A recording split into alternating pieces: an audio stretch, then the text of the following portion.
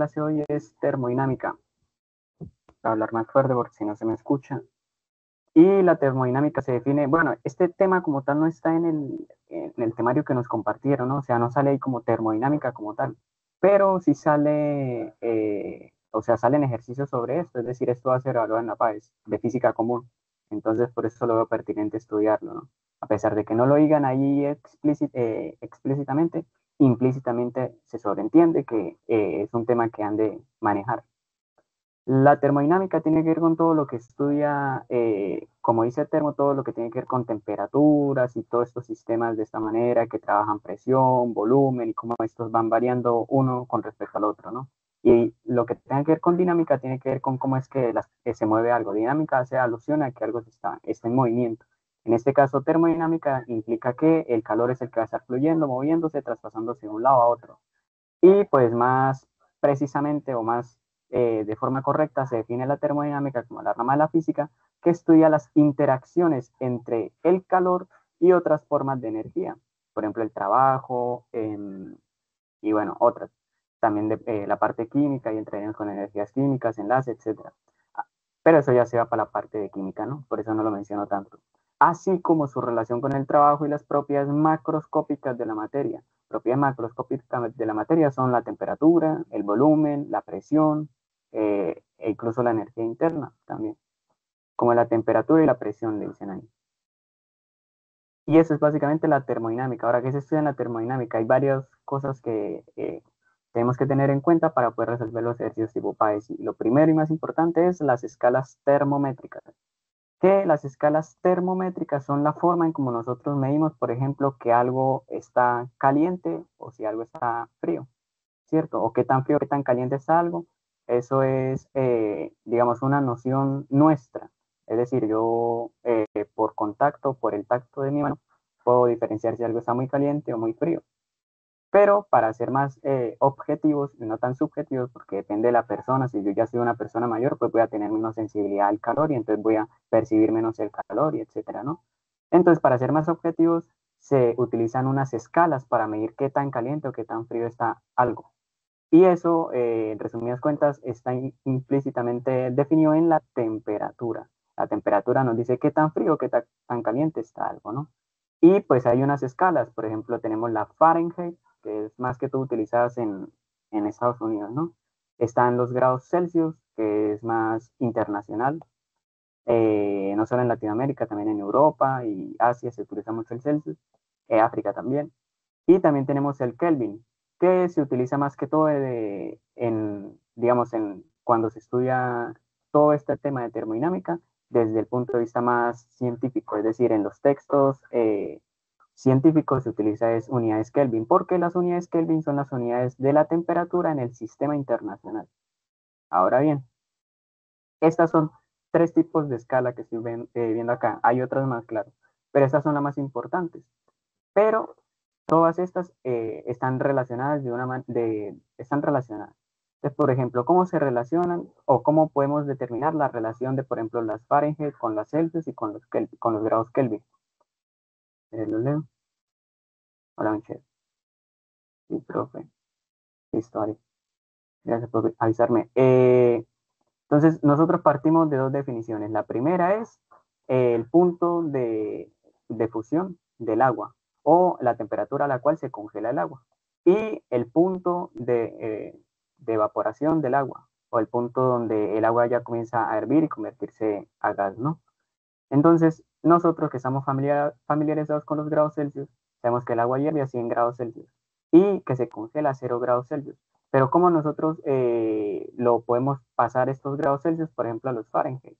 Entonces, primero establezcamos que la distancia, si lo quiere ver de alguna manera, ¿no? La diferencia que hay de esta temperatura con respecto a esta, en el grado Kelvin, por ejemplo, ¿cuánto es? Entonces, si nosotros restamos 373 menos 273 aproximadamente, eso sería 100, ¿no? Es decir, es exactamente 100, pero cuando dije aproximadamente hago referencia, hago el simbolito grosso. No me acuerdo cómo es que. Pero cuando digo aproximadamente es a esto. Por lo general uno trabaja es el 373,15 aproximado, es decir, a 373. El coma 15 es para ya cálculos más precisos, ¿no?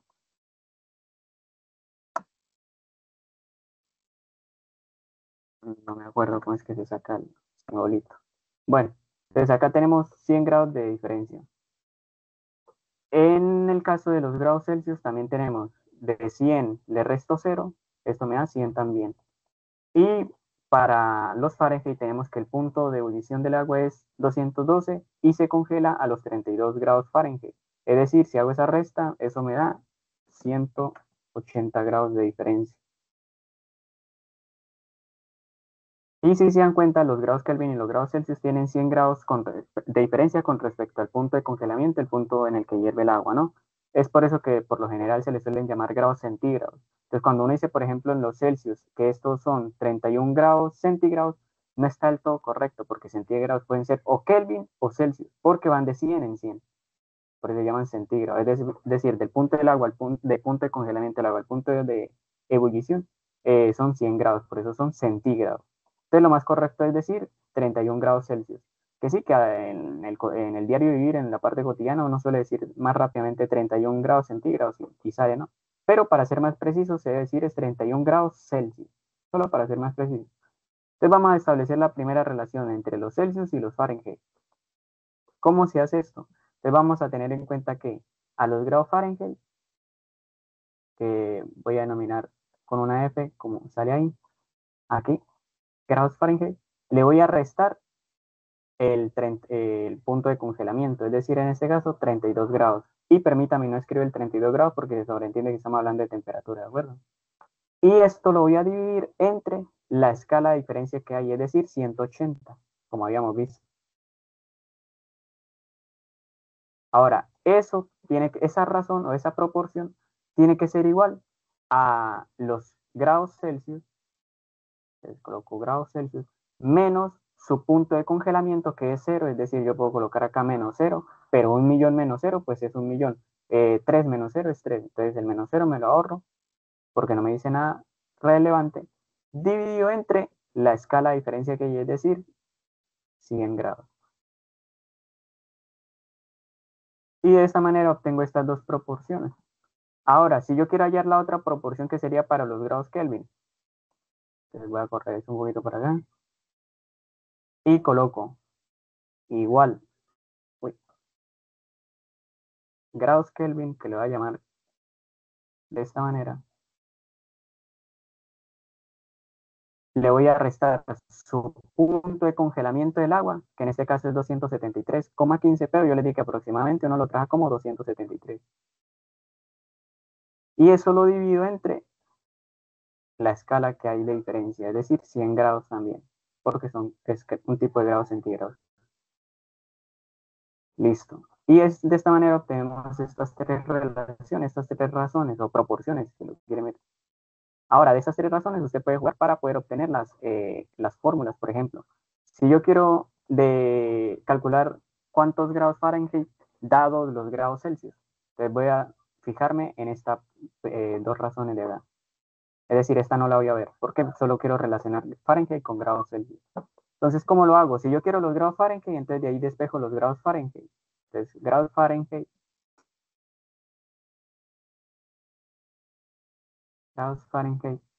es igual. Y de acá, fíjese bien que estoy teniendo en cuenta solamente estas dos razones.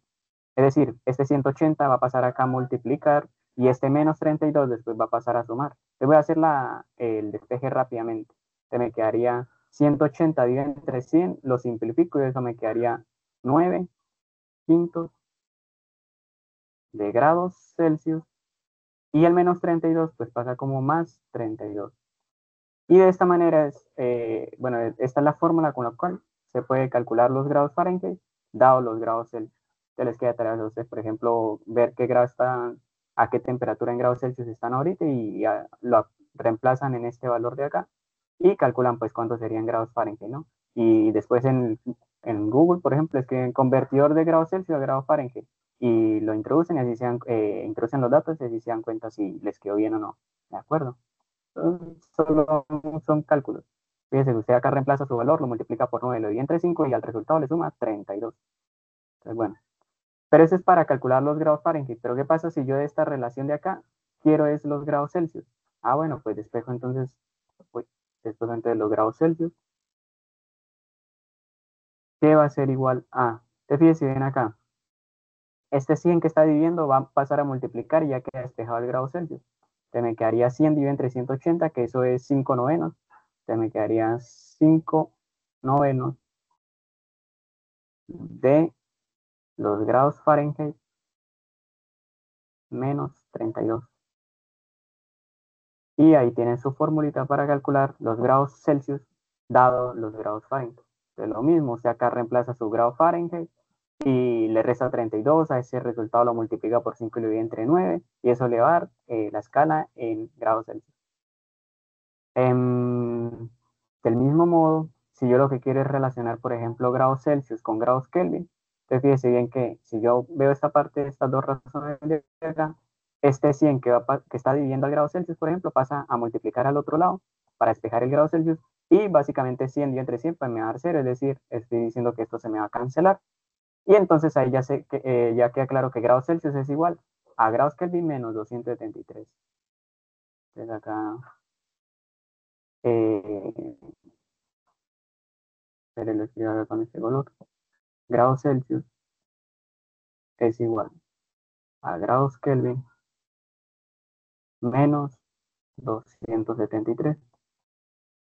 Ojo que acá también debería ir a los simbolitos grados, ¿no? Pero yo me lo estoy agarrando porque por lo general se enseñan así las fórmulas porque se sobreentiende que estamos hablando todo en términos de grados, estamos hablando de temperaturas, no de otras magnitudes, ¿no? Unidades de magnitud, perdón. Agrego un poquito para acá. Y yo me pregunto, pero ¿qué pasa si yo no quiero grados Celsius, sino que quiero es grados Kelvin? Pues este menos 273, como está restando, pasa al otro lado a sumar. Es mucho cuidado este tema de despeje de ecuaciones, los que han estado en matemáticas conmigo, ¿no? Supone que ya lo deben saber o manipular bastante bien. Y si no, pues me pregunta, muchachos, no pasa nada. Ya los leo si están escribiendo que sí. Grados Celsius más 273. Uy, hoy estoy teniendo menos pulso de lo normal. Eh, y del mismo modo, pueden despejar de esta fórmula, por ejemplo, para calcular grados Fahrenheit dado los grados Kelvin. Entonces, ahorita lo hago. Mientras hay preguntas, me podría repetir el principio de las fórmulas. Ah, sí, sí, sí, Alison. Entonces, ponle cuidado. Estamos viendo que hay tres tipos de escalas termométricas. Las más usuales, bueno, tres más usuales, ¿no? Que son Kelvin, grados Celsius y grados Fahrenheit. Si se da cuenta, esta línea punteada que está acá en color azul nos indica el punto en el cual el agua se congela. En los grados Celsius, por ejemplo, es a los 0 grados. En los grados Fahrenheit es a los 32 y los grados Kelvin es a los 273 aproximadamente grados, ¿no? Pero cuando nosotros lo relacionamos con el punto de ebullición o de evaporación del agua, vemos que en los grados Fahrenheit es 212 grados, en los grados Celsius es 100 grados y en los grados Kelvin es 373. Es decir, la diferencia que hay del punto de ebullición al punto de congelamiento del agua en los grados Kelvin es 100, porque a 373,15 le resto 273,15 y me da una escala de 100. Es decir, la diferencia que hay de acá. Para los grados Celsius, de 0 a 100 le resto 0, eso me da 100, es decir, también está en una escala de 100. Por eso a este y a este de acá se le suele llamar grados centígrados, porque están de 100 en 100. Ahora, los grados Fahrenheit, vemos que a 212 le resto 32, eso me da 212, le resto 210, le resto 10, 200 y le resto 20, 180, ¿no? Y de ahí salen estos tres números de acá. ¿Vamos bien hasta ahí, Alison? ¿Y los demás? ¿Se entiende esa primera parte? ¿De dónde salió los 200 y el 180?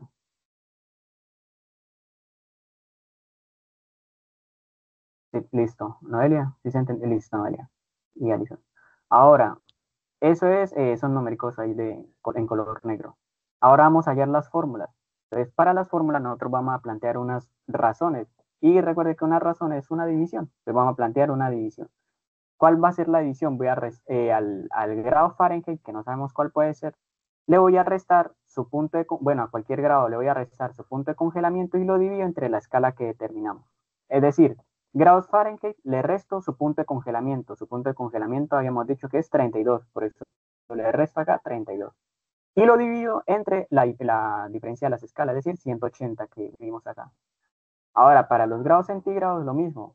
Grado centígrado le resto su punto de congelamiento, que es 0 grados, pero un número, si le resto 0, pues me da el mismo número, ¿no? Entonces, por eso no le escribo el menos 0. Y lo divido entre la escala, que en este caso estamos viendo que es 100.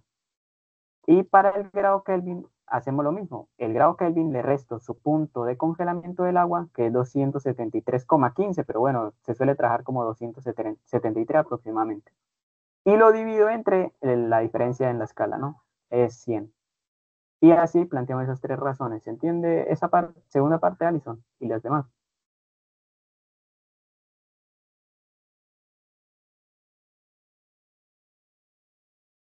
A ver qué me dicen. Sí, no, Noelia. Listo, listo, listo. Ahora, de estas tres razones uno comienza a jugar para poder obtener las fórmulas. Entonces, por ejemplo, yo quiero obtener la fórmula que me convierta grados Celsius a grados Fahrenheit. Entonces, como están los Celsius y los Fahrenheit acá, pues encierro estas dos partes. Es decir, esto no lo miro, solo voy a mirar esto que estoy encerrando en el rectángulo, ¿de acuerdo? En el rectángulo color verde. Entonces, si yo quiero, por ejemplo, hallar los grados Fahrenheit, entonces, ¿qué tengo que hacer? Como es una ecuación, pues la tengo que despejar. Entonces, miramos que este 180 que está dividiendo pasa acá a multiplicar. Y también vemos que este menos 32 pues va a pasar al otro lado de la igualdad con operación inversa, es decir, a sumar. Eso es lo que hago. Solo que 180, si se fija bien, yo lo simplifiqué. Fíjese que este cero lo simplifico con este cero. La mitad de 18 es 9, la mitad de 10 es 5. Por eso es que trabajo con el 9 quintos o 5 novenos. Es decir, este 9 pasa acá a multiplicar al grado Celsius, por eso me queda acá 9 dividido entre 5, que es este 5 de acá, ¿no? Y ese menos 32 pues pasa al otro lado. De esa manera despejamos la f, ¿no? Es decir, pasa a sumar. Porque recuerde que cuando se pasa de un lado a otro de la ecuación, se pasa es con su operación inversa. Como está restando, pasa a sumar. Y este, como está viendo, pues pasa a multiplicar. ¿Se entendió esta primera ecuación entonces, Alison y las demás? Y la parte, sí, Noelia, listo. Listo, listo. Y la parte de simplificar, si quiere, hágalo usted ahí en su cuaderno de apunte, ¿de acuerdo? Para que quede más claro. Yo porque pues esto es más de matemática, no de física. O sea, no es tan relevante en la parte física. Lo mismo, acá yo despejé Fahrenheit, pero ¿qué pasa si yo quiero despejar es grados Celsius? Pues lo mismo, este 100 que está acá dividiendo pasa a multiplicar al otro lado y recordemos que este 180 es 9 y este 100 es 5, por eso es que básicamente estoy diciendo es que cuando simplifico estoy pasando a multiplicar es un 5, ¿no? Entonces por eso acá me queda 5 dividido entre el 9 y pues esto entre paréntesis, es decir, Fahrenheit menos 32, que es esto de acá. Y de esta manera podemos calcular los grados Celsius siempre y cuando nos den los grados Fahrenheit. Es claro, Alison, Noelia. Profe, una Listo. consulta. Entonces, esas fórmulas que usted está sacando, las de los Fahrenheit y de los Celsius, esas fórmulas son cuando nosotros queremos, por ejemplo, nos dan un ejercicio que nos dan esos grados y nosotros queremos como despejarlo. Correcto, muy bien. Por Ya, eso es ejemplo, lo que no me había quedado claro, así que ahora entiendo súper bien. listo, listo. Gracias por el comentario, Alison. Es claro, sí, no lo dije yo, de pronto no fui claro en eso, es verdad. Fíjese, vamos a hacer una prueba con los números que están acá. Entonces supongamos el grado Celsius. Entonces nosotros sabemos que grado Celsius, por ejemplo, vamos a reemplazarlo con cero, que es el punto de congelamiento del agua, ¿cierto? Entonces si yo reemplazo acá por cero, lo señalo acá. Si yo digo que esto es cero, pues cuando multiplico cero por algo, esto me da cero. Entonces esto me da cero, no lo tengo en cuenta. Y entonces me quedo que grado Fahrenheit es igual a 32. Efectivamente, el punto de congelamiento del agua cuando el agua en grados Celsius es cero, en Fahrenheit va a ser 32. Vamos a hacerlo ahora con 100. ¿Qué pasa si yo a esto, al grado Celsius, lo reemplazo por 100? Entonces me quedaría 100, lo divido entre 5, eso me da 20, y 20 lo multiplico por 9, 9 por 2, 18, 180, y a 180 le sumo 32, serían 202, 180, sí, 212. Y efectivamente nos queda que cuando estamos hablando del punto de ebullición del agua en grados Celsius, que es 100, en grados Fahrenheit va a ser, según esta fórmula, 212. Y efectivamente es lo que está acá, miren, en la figura. Queda así más claro, ¿no, Alison? Y lo mismo para los demás casos. Acá usted le da grado Fahrenheit y calcula los grados Celsius. Acá le dan los grados Kelvin y calcula los grados Celsius. Acá le dan grados Celsius y calcula los grados Kelvin. Sí es claro, Alison. Y Noelia y Fernanda y Sí, Osneidi, ¿qué profe, tal? súper claro. Listo. Listo. Que por lo general no, o sea, en la PAES de física común al menos no he visto que le pongan a calcular como tal, pero pues ustedes lo tienen ahí por si algo. Ahora, bueno, acá se pueden sacar otras dos, que es la relación de los grados Fahrenheit con los grados Kelvin. Entonces, si ustedes me permiten, lo voy a hacer yo acá rápidamente. Entonces, quedarían grados Fahrenheit igual 9 quintos grados Kelvin menos 273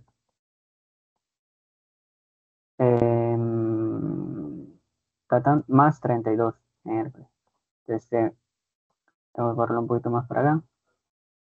Más 32. Y con esta fórmula se calcula los grados Fahrenheit dados los grados Kelvin.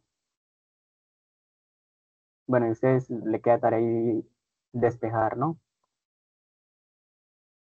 Ahora, ¿qué pasa si yo quiero los grados Kelvin dados los grados Fahrenheit? De lo mismo, estoy analizando es esta y esta razón de acá.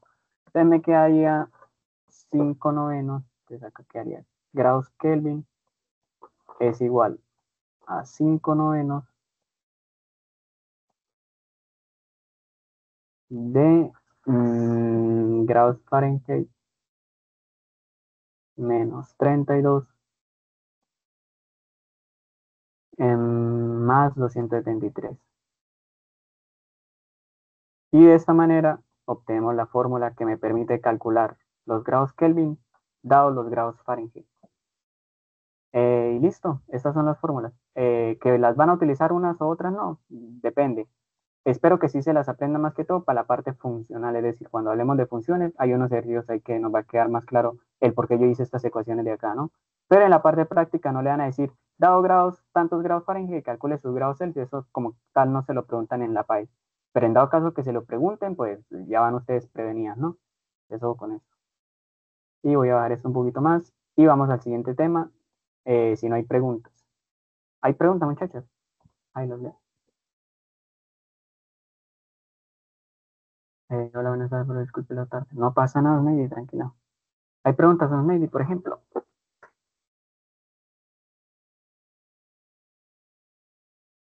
Con que uno responda, ya más que suficiente, muchachos. ¿Hay preguntas o no? Bueno, parece que no están tímidas. Está bien, no hay pregunta, bueno. Equilibrio, vamos a ver el siguiente tema que es equilibrio térmico. Listo. Ah, Noelia, bien, bien.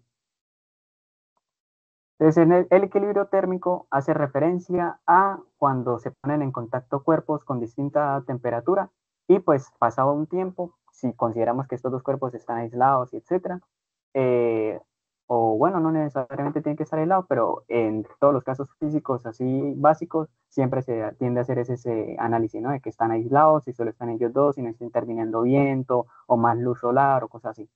Y van a llegar a un punto en el que ambos van a alcanzar pues la misma temperatura. Entonces, el equilibrio térmico se define técnicamente como dos cuerpos aislados, A y B, que puede ser, por ejemplo, en el dibujito puede ser este y acá el A con una temperatura de 100 grados Celsius y este B con una temperatura de 0 grados Celsius, ¿no? Dice, puestos en contacto, es decir, yo los junto, los pongo en contacto, térmico prolongado, es decir, espero cierto tiempo, puede tardar mucho, puede tardar poco, por eso térmico, contacto por cierto tiempo prolongado. Alcanzan el equilibrio térmico en el momento que tengan la misma temperatura. Entonces, ¿qué significa esto?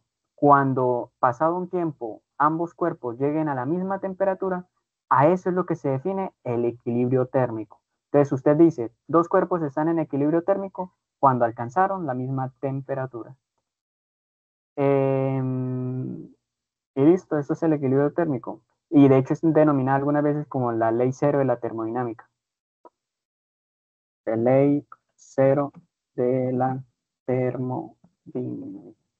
que no se preocupen por este nombre, no, no es necesario que lo escriban o se lo aprendan. Simplemente es como para que lo tengan en cuenta en caso de los que vayan a estudiar física o ingenierías que trabajen con calderas y todo este tema de infraestructura que utilicen partes termodinámicas, pues ahí ya les será para estas personas que estoy diciendo más relevante, ¿no? Para los demás, pues solamente se quedan con la definición de qué es el equilibrio térmico. Y esta equilibrio térmico entonces permite definir, por decirlo de alguna manera, una propiedad que las suelo mencionar bastante en matemáticas, últimamente más, porque cuando se trabaja con ecuaciones, pues es bastante útil. Y se le llama propiedad transitiva o alguna vez es ley transitiva, yo a veces le digo es ley transitiva, ¿no? Y la ley transitiva dice, si yo tengo dos cuerpos A y B que están separados en equilibrio con un tercer cuerpo C, también estarán en equilibrio térmico entre sí. Entonces vamos a verlo acá más claro un poquito. Yo voy a hacer acá cierto cuerpo. Voy a hacer, por ejemplo, este de acá. Imagina que es tridimensional, ¿no? Con mis dibujos recuerda que hay que usar mucho la imaginación. Como las ondas que hice la clase pasada, que la corregí en los apuntes, ¿no, Navy? Para que no se viese tan feo. Entonces yo pongo, por ejemplo, acá estos dos cuerpos. Y este otro acá. Eh, ¿Qué sería? Vamos a hacerlo así. Ahí va. Entonces, a este cuerpo de acá le voy a llamar A y a este cuerpo de acá le voy a llamar C.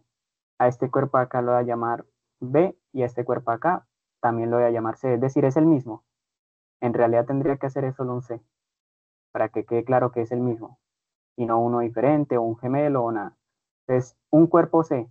Y yo digo, la temperatura de A va a ser igual a la temperatura de C. Entonces, lo que estoy estableciendo es que eh, el cuerpo A y el cuerpo B están en equilibrio térmico, como lo habíamos visto previamente, ¿no? Es decir, que tienen la misma temperatura. Ahora, del mismo modo, voy a establecer la relación para esta de acá. Nuestro ejemplo está diciendo que el cuerpo B también tiene la misma temperatura que el cuerpo C. Entonces les leo, si dos cuerpos A y B están separadamente en equilibrio con un tercer cuerpo C, en equilibrio con un tercer cuerpo C, también estarán en equilibrio térmico. Sí. Bueno, esto es lo que intento decir. El cuerpo A y el cuerpo C están en equilibrio térmico, es decir, tienen la misma temperatura. Pero separadamente el cuerpo B y el cuerpo C también tienen la misma temperatura, es decir, están en equilibrio térmico estos dos. Por la ley de la transitividad o propiedad transitiva, entonces yo puedo decir que el cuerpo A, uy, lo arreglo acá, el cuerpo A y el cuerpo B también tienen la misma temperatura. Entonces acá le coloco, hago el copy paste y lo aclaro más por si no quedó del todo claro, ¿no? Eh, ya, muchachos. Ahí va, eso es lo que intento decir. Es decir, matemáticamente, ¿cómo es que lo utilizamos? Entonces, básicamente estoy diciendo, si TA es igual a TC y T sub B es igual a TC, pues como ambos son iguales a TC, fíjense bien que TC es lo mismo que TC, pues significa que TA va a ser igual a TB, como lo planteó aquí, ¿no? Entonces ahí eso es lo que se suele utilizar ahorita, que estamos utilizando bastante en matemáticas, ¿no? La ley de la transitividad o propiedad transitiva. Y esto se da gracias a la definición del equilibrio térmico o de establecida la ley cero de la termodinámica.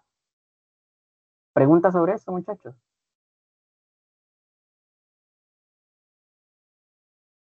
Entonces, esta línea de acá van a hacer referencia a que están en contacto,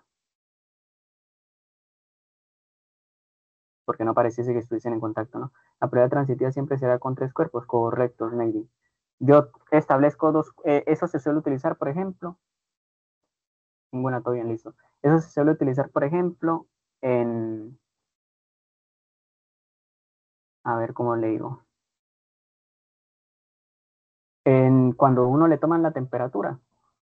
Entonces, cuando uno le toman la temperatura, es que no es muy correcto el todo en realidad, porque cuando uno le toma la temperatura solo son dos cuerpos en realidad. Entonces, pero más o menos es así, ¿no? Cuando uno le toma la temperatura, uno tiene el termómetro a cierta temperatura, la temperatura ambiente en realidad. Y cuando uno se la colocan en el cuerpo de uno, es decir, lo pone en contacto el termómetro con el cuerpo de uno para medirle la fiebre o qué sé yo, ellos están en contacto hasta que y uno lo deja cierto tiempo hasta que alcancen el equilibrio térmico.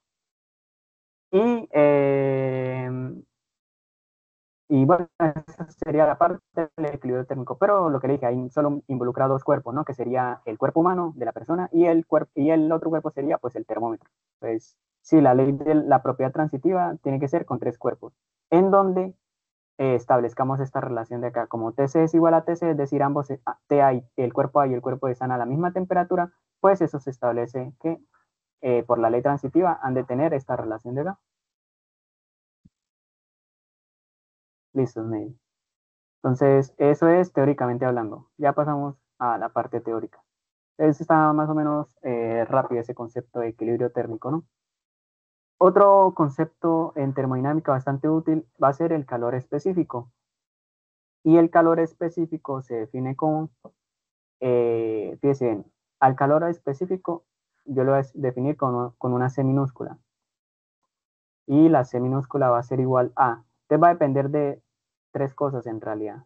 Del calor que se le esté suministrando a un cuerpo dividido entre la masa de dicho cuerpo y la diferencia de temperatura, que la diferencia de temperatura se suele colocar como, en realidad es TF menos, o sea, temperatura final menos la temperatura inicial, ¿no? Pero se suele, pero se suele colocar un cosito delta, que ya se los enseño, ¿no? Que por ahí lo habíamos visto, creo que en la prueba diagnóstica. Es decir, si a usted le llega a aparecer este cosito acá delta, que es una letra griega, no es un coso. Entonces nosotros decimos que delta T o delta cualquier cosa va a ser la temperatura final menos la temperatura inicial. Es decir, cada que ustedes vean delta es una diferencia de algo final menos algo inicial. Por ejemplo, qué sé yo, longitud. Entonces usted dice que delta L va a ser igual a L final menos L inicial, ¿cierto? Uy, la inicial estoy llamando con sub cero. Y eso es lo que significa el delta, es una diferencia, ¿de acuerdo? Eso por si les aparece en las ecuaciones de esta forma de acá el delta, ¿no? En vez de TF menos T sub 0, le va a aparecer, por ejemplo, el delta. Entonces, así se define el calor específico. ¿Qué tiene que ser el calor o energía suministrada para, para aumentar cierta unidad de masa en un grado Kelvin? Bueno, más técnicamente lo que sale acá. El calor específico es la cantidad de la energía o calor que se necesita suministrar a una unidad de masa de una sustancia para elevar su temperatura en un grado Celsius o Kelvin también. Porque recuerden que los grados Celsius y los Kelvin van en la misma escala, es decir, van de 100 en 100. Y esta es la definición de calor específico.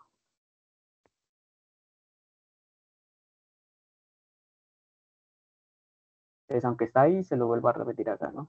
No pasa nada.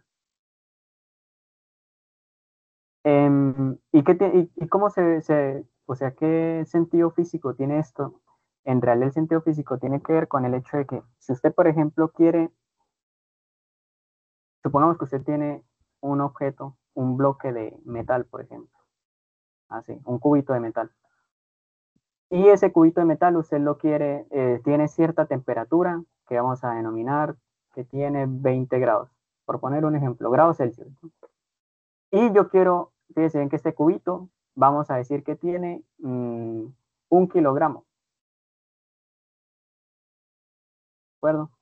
Entonces, yo quiero saber para este cubito de acá, cuánto calor tengo que suministrarle para que aumente en un solo grado, como indico acá, en una unidad de acá, en un solo grado de Celsius o de Kelvin.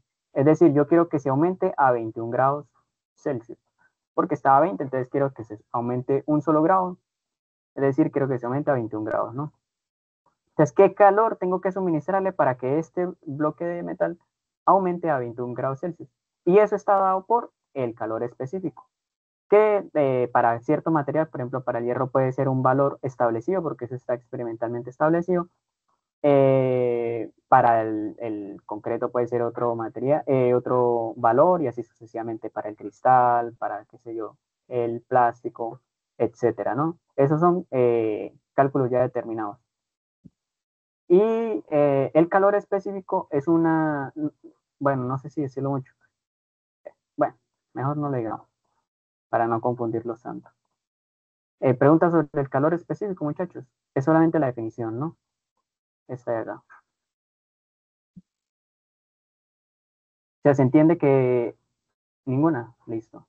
Se entiende que la razón de ser, ¿no? Es decir, es la energía que tengo que suministrarle para aumentar cierta sustancia de una unidad de kilogramo en un grado Celsius o grado Kelvin.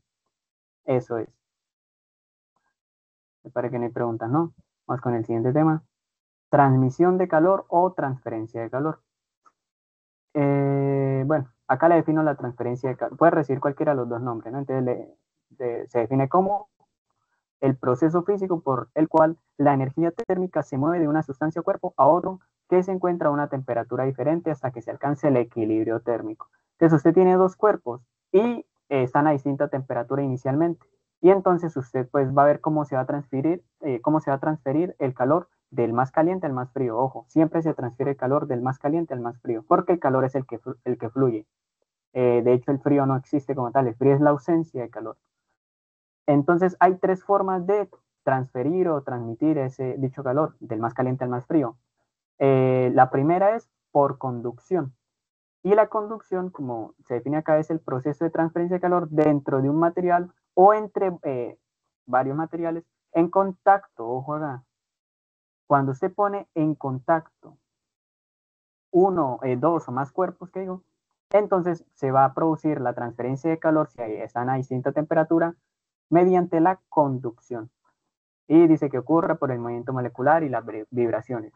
Eso que dice acá básicamente tiene que ver con el hecho de que los objetos, microscópicamente hablando, por ejemplo, tenemos acá moléculas de, qué sé yo, los átomos de hierro, que van a constituir, por ejemplo, eh, una varilla de hierro, ¿cierto? Acá tenemos nuestra varilla de hierro. Y microscópicamente estos son los átomos de hierro, ¿cierto? Entonces nosotros, los objetos como tal, estas moléculas de acá están constantemente en vibración, entonces ellas se están moviendo. Bueno, espero que esos, entre comillas, parezcan en la alusión a que se están moviendo, ¿no? Es decir, esta está chocando con esta está chocando con esta, y todas están moviéndose constantemente. De hecho, se dice que están vibrando. Esa vibración, que microscópicamente, como digo, es una vibración, macroscópicamente se mide con la temperatura. ¿De acuerdo? Es decir, si un objeto está muy caliente, significa que sus moléculas están vibrando mucho, mucho. Pero por el contrario, si un objeto está muy frío, significa que esas moléculas están prácticamente moviéndose o muy poco o moviéndose nada. Cuando no se mueven nada, la molécula se dice que se llega es al cero absoluto. ¿Qué es el cero? O sea, la temperatura mínima. O sea, menos de esa temperatura significa que no hay menos, o sea, no hay temperaturas más frías, por ejemplo. Es decir, si un objeto, las moléculas de un objeto no se mueven, eso va a implicar que su temperatura pues va a ser cero o cercana a cero, al cero absoluto, ¿no? No se confundan con el cero de grados Celsius de acá. Miren, bueno, acá sale en la gráfica. El cero absoluto, por ejemplo, son estos de acá. Para los grados Fahrenheit se dice que es menos 459,67. Para el grado Celsius el cero absoluto está en menos 273,15. Y para el grado Kelvin sí es cero, porque el grado Kelvin se creó para eso, para que el cero coincida con el cero absoluto. Pero dependiendo, ¿no? Si usted quiere, por ejemplo, este cero, calcularlo en la escala de Celsius, pues simplemente reemplazar acá y bla, bla, bla, y hace su calculito, ¿no? Eh, y esto es decir, cuando los objetos están en contacto, van a transferirse calor mediante conducción. Ahora, hay otro método y es la convección, se define como el método de transferencia de calor que ocurre en líquidos y gases. Muy importante esto de acá. Solo ocurre en líquidos y gases. Es decir, a los líquidos y gases se les suele llamar en física y también en química fluidos. a través del movimiento físico del propio fluido. Es decir, fíjense bien, vamos a verlo acá en este dibujo. Bueno, definamos la otra y vemos el dibujo. La tercer método de transferencia de calor es la radiación y se define como, bueno, acá no está tan definido, en realidad se dice que no requiere de un medio y dice eso, en su lugar emite ondas electromagnéticas, principalmente infrarrojas, que transportan energía y pueden calentar objetos a distancia, incluso en el vacío. El ejemplo más común de la radiación es, por ejemplo, la del sol, que nosotros acá tenemos el sol que está alumbrando, ¿cierto? Y, por ejemplo, acá la corteza terrestre. Y entonces, usted sabe que entre el sol y la tierra, pues como tal no hay un medio material, ¿no? De hecho, se dice que es el vacío. Y el sol, como es una estrella que está constantemente quemando hidrógeno y convirtiéndolo a helio, entonces va a producir en ese queme constante unas ondas electromagnéticas, ¿cierto? Y acá le dicen que principalmente son infrarrojas, pero la del Sol o de las estrellas en general vienen de tres tipos. Un tipo de rayo que son las del espectro visible, que es la luz que nosotros percibimos del Sol. Otra que son, como dice acá, principalmente infrarroja, es decir, el espectro infrarrojo, que ese nuestros ojos no lo capta. Y otro que son las ultravioletas, que las ultravioletas o rayos UV son cuando, por ejemplo, estamos en temporadas de verano, ¿no? Y entonces ahí los rayos UV, pues como el Sol está más cerca con respecto a la Tierra debido al grado de inclinación de la Tierra, pues ahí afecta más esos rayos ultravioleta, ¿no? Bueno, afecta a la piel más precisamente. Y este tipo de radiación, es decir, esta energía que está transportando mediante estos rayos electromagnéticos el Sol, ellos, pues, como nosotros bien sabemos, calientan, es decir, es una forma de transferir la energía térmica del Sol a la Tierra, por ejemplo, o a nuestra piel cuando llegue, ¿no? O a las plantas, por ejemplo, cuando quieren hacer su fotosíntesis, etcétera. Ahora sí, según este dibujito, estamos viendo que la radiación en este dibujito es la del el fuego, ¿no? Entonces, por ejemplo, el fuego, como nos damos cuenta acá con estos simbolitos, está emitiendo unas ondas electromagnéticas, que de hecho si prendemos fuego en la noche, pues están en el espectro visible, es decir, estas ondas electromagnéticas las vemos, ¿no? Y ese es un tipo de transferencia de calor por radiación, es decir, le está transmitiendo el fogón de acá o esta boquilla de acá, está transmitiendo calor a la olla mediante radiación, es decir, mediante este fuego. Ahora, la convección se ve en este fluido de acá. Entonces, digamos que esto es agua. Y estamos viendo que como está más en contacto la parte de abajo que la parte de arriba, pues la parte de abajo está más caliente. Es decir, el agua de abajo está más caliente que el agua de arriba. Pero como esta está más caliente, va a ser menos densa y por ende va a querer subir. Y pues como esta va a querer subir, desplaza la de arriba. Es decir, la de arriba va a bajar. Y cuando baje, pues se va a calentar y también esta va a querer subir y después la que está arriba va a bajar y así sucesivamente hasta que todo el agua se va calentando prácticamente de forma homogénea. No del todo homogénea porque siempre va a estar la de abajo un poquito más caliente que la de arriba, ¿no? Pero así se va calentando casi todo el agua como tal. Y por eso estas flechitas de acá están indicando el movimiento de esa transferencia, es decir, están subiendo y bajando las moléculas más calientes y las más frías hasta calentar todas las moléculas del agua como tal, o del fluido, si fuese aceite o si fuese, qué sé yo, otro tipo de fluido, un gas, por ejemplo. Entonces, esto es transferencia de calor por convección. Ahora, por conducción, ¿cómo sería? Entonces, nosotros vemos acá que el mango de esta olla está en contacto con la mano de una persona. Y pues como está en contacto, entonces ya implica que el tipo de transferencia de calor que va a ser del calor que tiene el mango este de acá al de la mano, pues se va a dar por conducción. ¿De acuerdo? Porque hay un contacto. Y estos son los tres tipos de transferencia de calor. ¿Preguntas sobre esto, muchachos?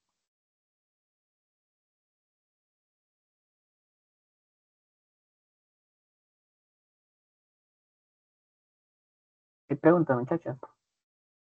Fernanda, Francisca, Michelle, ¿todo bien? Listo, ninguna. Está bien. Radiación. En radiación les voy a colocar este de acá. Les voy a señalar, subrayar este de acá. Bueno, este de acá. Entonces, cada que ustedes le digan de que hay transferencia de calor y que no se requiere un medio para que se transfiera el calor, pues a eso va a hacer alusión a la radiación. Lo mismo, si le hablan de contacto, eso va a hacer alusión a la conducción. Y si le hablan de líquidos y gases y se está transmitiendo el calor en estas sustancias, pues ahí va a ser por convección, para que lo tengan ahí en cuenta. Por último, tenemos dilatación lineal y dilatación superficial. La dilatación lineal se define como el cambio de la longitud de un objeto sólido al variar su temperatura. Y del mismo modo se define la dilatación superficial, salvo que acá no se cambia la longitud, sino la superficie.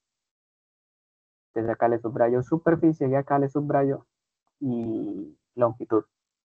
Entonces, ¿cómo es eso, profe? Entonces, supongamos nosotros tenemos una varilla de metal, ¿cierto? Con longitud inicial L0 o L sub 0. Y cuando yo le, fíjese bien que está acá con el simbolito de que está frío, pero en realidad digamos que está a temperatura ambiente. Y yo le voy a comenzar a suministrar calor, ya sea por radiación, por convección, por conducción, cualquiera de los tres tipos de transferencia de calor que existe, ¿no? Y pues vamos a ver que esta varilla, que inicialmente tenía una longitud L sub 0, va a resultar con una longitud L sub F, es decir, una longitud final mayor. Y a esta diferencia, lo que le decía, la diferencia de la longitud, que estamos llamando delta L, va a ser igual a la longitud final menos la longitud inicial. Ahí se lo acomodo. Y entonces se establece una fórmula para, experimentalmente se establece una fórmula para la dilatación lineal. Y esto da por esta ecuación de acá.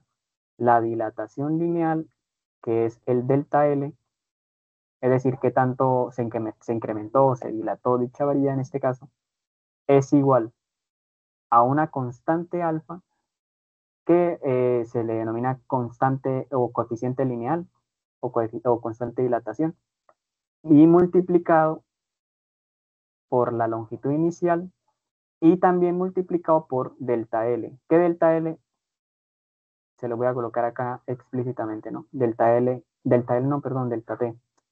¿Qué delta T? Delta T es la temperatura final menos la temperatura inicial. Y esta es la fórmula para calcular la dilatación lineal. Es decir, qué tanto se dilató, qué tanto se incrementó la varilla al suministrarle calor. Entonces va a estar dado por esta fórmula de acá. Del mismo modo, si yo quiero despejar, les voy a dejar acá un espacio. Si yo quiero despejar ese coeficiente lineal que estoy denominando alfa, entonces voy a despejar de acá alfa. Entonces alfa es igual. Esto que está multiplicando, pues lo va a pasar al otro lado a dividir. Entonces me quedaría delta L, que si ustedes me permiten voy a escribirlo explícitamente porque creo que hay un ejercicio sobre eso y pues nos va a servir, ¿no? Delta L, que delta L nuevamente y repito es longitud final menos longitud inicial, que se ven como lo definía acá, delta L longitud final menos longitud inicial. Y eso dividido entre lo demás, es decir, esto de acá. Vamos a hacerle un copy-paste. Ahí va. Y ahí queda explícito, es decir, el coeficiente lineal de qué va a depender de la longitud inicial que estamos viendo acá, de la longitud final que estamos viendo acá y de la temperatura final y la temperatura inicial. Es decir, dados todos estos valores, uno puede calcular el coeficiente lineal. Y de hecho se hace experimentalmente en los laboratorios. Y es una constante que no depende de qué tanto material se tenga. Por ejemplo, el hierro, usted puede tener ya sea un clavo, bueno, esto no es un clavo, una barra de hierro o por ejemplo un clavito de hierro, ambos como es hierro, pues van a tener el mismo coeficiente lineal y es 11,8 calculado experimentalmente como aparece acá en esta tabla, ¿no? Para el aluminio es 23,1, para el cobre es 16,6 y así sucesivamente, ¿no? Ahora, eso es el coeficiente, la dilatación lineal, pero cuando le hablen de dilatación superficial, entonces, vamos a colocar esto acá. Es un poco parecido. Fíjense bien que la dilatación superficial es el cambio de la superficie, es decir, ya no, cuando usted le suministre, por ejemplo, calor a una superficie en este caso, ya no se va a incrementar solamente esta parte de acá de longitud, que le están llamando que se incrementó un cierto lambda, sino que también en la otra dimensión, es decir, en el eje de la Y, también se va a aumentar esa longitud lambda. Y en realidad se está aumentando es toda esta parte de acá, ¿cierto? Esta va a ser su dilatación. Entonces, la fórmula para esta dilatación superficial va a ser parecida a la anterior. Delta S, es decir, la dilatación superficial, va a depender de un coeficiente de dilatación, que le vamos a llamar beta, va a depender de la superficie que tenía inicialmente, es decir, S sub 0, y va a depender va a depender directamente de la diferencia de temperatura. Entonces, temperatura final menos temperatura inicial. Pero le escribo bien ahí. Que nuevamente repito, esto de acá es lo mismo que delta T, es decir, la variación de temperatura. ¿Por qué le digo eso? Porque es que en los libros algunas veces suele salir es esta parte de acá que estoy encerrando. Entonces, por si lo ven, pues para que no se confundan, no digan, uy, ¿esto cómo salió? ¿De dónde sacaron eso? ¿No? Ah, bueno. Esta es la dilatación superficial, es decir, qué tanto varió. Y lo mismo, si yo de acá quiero despejar el coeficiente beta, pues eso va a ser igual a delta S, y esta parte de acá, como está multiplicando, pues lo pasa a dividir, ¿no? Es decir, delta S divide entre S sub 0 menos delta T. Pero permítame, el delta S lo escribo acá explícitamente como la superficie final menos la superficie inicial, y esto decíamos que lo dividíamos entre esto de acá. Hago el copy paste. ¿De acuerdo? ¿Dudas sobre esto, muchachos? Ah, bueno, antes de las dudas, perdón. Les decía, el coeficiente superficial, que es beta, también está calculado experimentalmente. Entonces, para el hierro decimos que es este valor, para el aluminio decimos que es este valor, y así sucesivamente para todos los otros tipos de materiales. Y si se dan cuenta, si nosotros, por ejemplo, vemos acá el hierro, es 23,6 y acá era 11,8. Es decir, por ejemplo, 11,8 multiplíquelo por 2, eso le da 22, 23,6. Efectivamente, como sale acá. Vamos a ver otro ejemplo, el aluminio, 23,1. Si lo multiplicamos por 2, eso me da 23, 20, 46,2, ¿no? Entonces, mira acá, efectivamente, 46,2. El vidrio, 9, multiplíquelo por 2, eso me da 18, ¿no? Y efectivamente es este de acá. Básicamente lo que le estoy tratando de decir con eso es que beta se puede calcular como 2 veces alfa. Es decir, al coeficiente lineal usted lo multiplica por 2 y eso le da el coeficiente superficial. Entonces eso es una reglita experimental que se dieron cuenta en los laboratorios, ¿no? Y se puede mostrar matemáticamente bueno, con un poquito de álgebra en realidad. Pero eso les queda de tarea a ustedes. ¿Dudas sobre esto ahora sí, muchachos? Alison, sí. ¿Qué duda tiene? Profe, donde sale el delta, eso que pone usted, superficie inicial y, o sea, superficie final, no me acuerdo bien, eso que dijo, Sí, sí, sí. principalmente es sumando y cuando usted lo cambia, ¿pasa restando o siempre pasa restando? Buena pregunta. Delta S es superficie final menos la superficie inicial. Pero ya va. La superficie final va a ser, por ejemplo, en este dibujito es esto de acá, todo esto de acá, ¿cierto? Cuando ya se dilató. Y la superficie inicial va a ser esta de acá. De hecho, acá debería entonces colocarle, para que quede más claro, no S, sino S sub F, para que recuerden que es la superficie final. Esto es el delta S, es que tanto varió la S sub F menos la S, es decir, qué tanto se dilató, es decir, cuando se haga esa resta, pues me va a quedar eso que estoy pintando acá en color negro, ¿cierto? Y esa es la dilatación, es decir, delta S es la dilatación. Ahora, lo que usted me dice, ya va, lo que usted me dice, yo quiero acá despejar el beta, entonces tengo que el S sub 0 está multiplicando y este delta T, recordemos que esto es delta T, ¿no? Temperatura final menos inicial es delta T. También está multiplicando. Entonces, como están multiplicando, los voy a pasar a dividir. Entonces, acá me quedaría el S sub 0 por el delta T. Permítame escribirlo así. Es decir, esto lo pasé al otro lado de la igualdad, ¿sí? Y pues esto sería el beta. Mire, beta ya quedó despejante. Beta es igual a delta S dividido entre S sub 0 por delta T. pero delta S estamos diciendo que es S sub F menos S sub 0, es decir, la superficie final menos la inicial. Por eso yo acá no les coloqué delta S, sino que les coloqué de una vez explayado, ¿no? Es decir, la resta. Y en el denominador nos queda S sub 0, que es este S sub 0, es decir, la superficie inicial, por delta T, pero nuevamente delta T es la temperatura final menos la inicial, solo que yo no se la coloqué como delta T, sino como temperatura final menos inicial. Entonces ahí fíjense bien que yo no pasé a sumar ni a restar nada, simplemente tenía cosas multiplicando y las pasé a dividir. ¿De acuerdo, Alison? ¿Es claro? Entonces lo que usted hizo no fue que los signos cambiaran, sino que quedaran iguales. Correcto. Porque los signos cambian es cuando usted, por ejemplo, tiene, espere ya, cuando usted, por ejemplo, tiene x igual a y menos 3. Entonces, como este está restando, lo voy a pasar al otro lado de la igualdad sumando.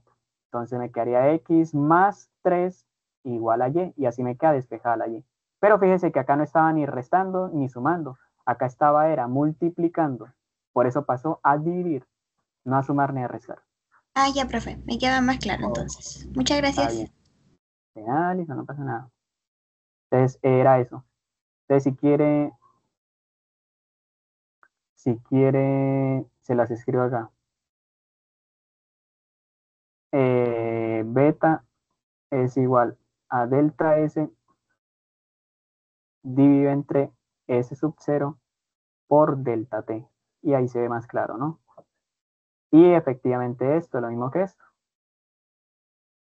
En vez de delta S, pues S final menos S inicial. Y en vez del delta T, pues es temperatura final menos inicial. Y lo mismo para este caso de acá. Decimos entonces que alfa es igual a delta L, que es la dilatación lineal, dividido entre L sub 0, que es la longitud inicial, por delta T. Que nuevamente delta L es la longitud final menos la inicial, como lo muestro acá. Y delta T es la temperatura final menos la inicial, como lo muestro acá. Entonces la pueden encontrar de esas dos maneras, ya sea al alfa de esta manera o de esta manera. Pero ambas son equivalentes, ¿de acuerdo? Ahí para que les quede un poquito más claro, ¿no? Y esta dilatación lineal, por ejemplo, se muestra en los rieles. Entonces ustedes no sé si se dan cuenta, en la vía férrea, los rieles, ah, por ejemplo, son de algo de este estilo, ¿no? Y ellos están como clavados, por decirlo de alguna manera, ¿no? Con un soporte acá metálico, claramente, ¿cierto? Y de hecho se le pone doble soporte, creo, no recuerdo bien. Y ellos se dejan acá un espacio, este espacio de acá. ¿Por qué se dejará ese espacio? Porque cuando se va a dilatar, es decir, va a crecer así un poquito, dilatación lineal, es decir, se va a dilatar hacia la derecha, y esta barraga también se va a dilatar. Y entonces van a estar casi en contacto. Y pues por eso se tiene que dejar ese espacio que está previamente calculado por los ingenieros, ¿no? Porque, ¿qué pasa si no se dejase ese espacio de ahí?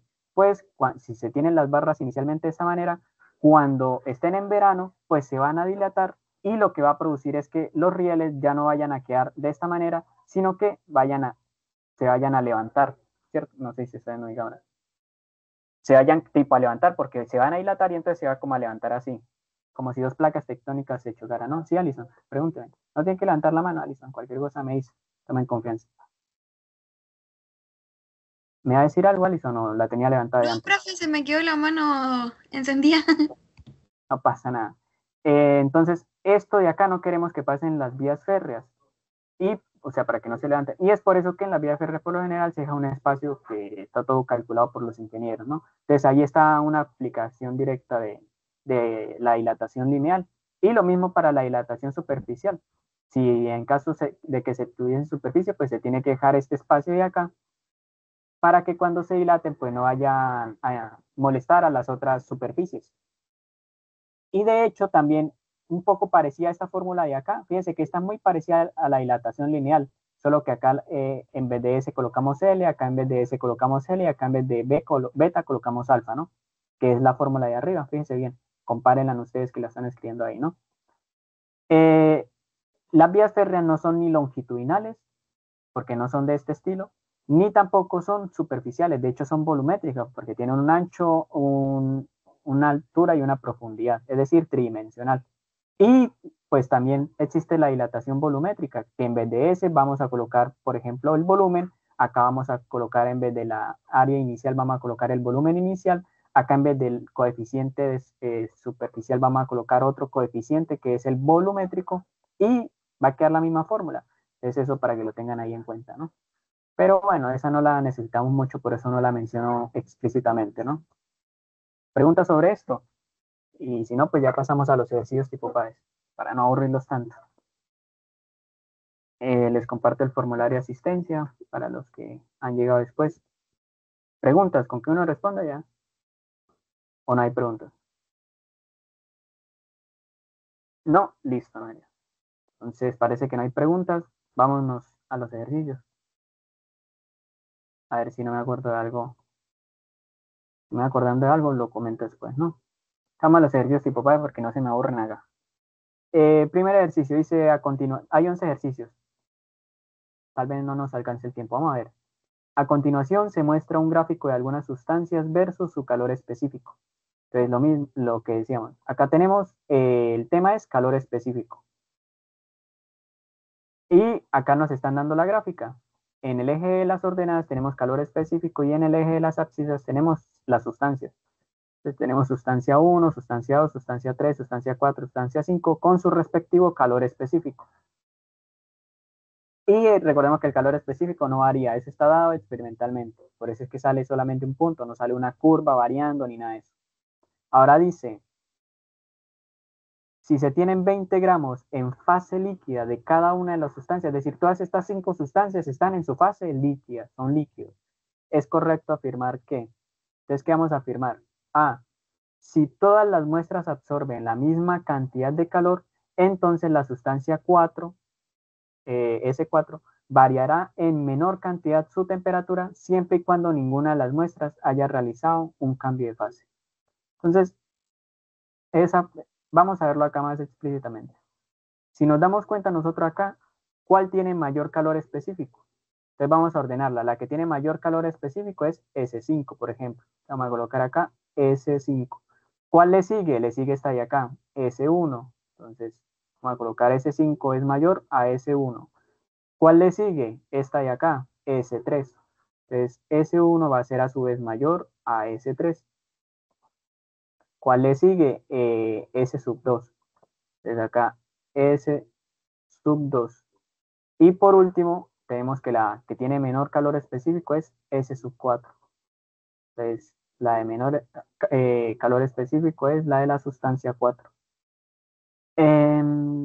Entonces, acá, viendo esta relación, vamos a poder responder más fácilmente. De acá nos dicen que, bla, bla, bla, entonces las sustancias S4 variarán en menor cantidad su temperatura. ¿Cuál variará en menor cantidad su temperatura? Entonces yo les pregunto, por ejemplo, si esta tiene mayor calor específico que esta de acá, ¿cuál variará o cuál va a requerir menor cantidad de energía o mayor cantidad de energía para aumentar en un grado dicha sustancia, por ejemplo?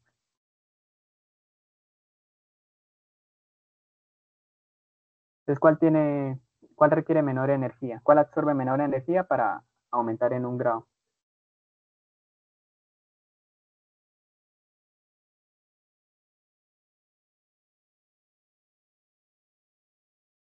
¿No queda claro, muchachos? Muchachos. Entonces, recordemos que, vamos a ver, nosotros decíamos que el calor específico estaba definido de esta forma de acá. Y decíamos que dependía de el calor que se le debe suministrar para poder aumentar una masa de 1 kilogramo en un solo grado. Es decir, como vemos acá en esta ecuación, si yo aumento el calor específico, también va a aumentar el calor que debo suministrarle a dicho calor específico.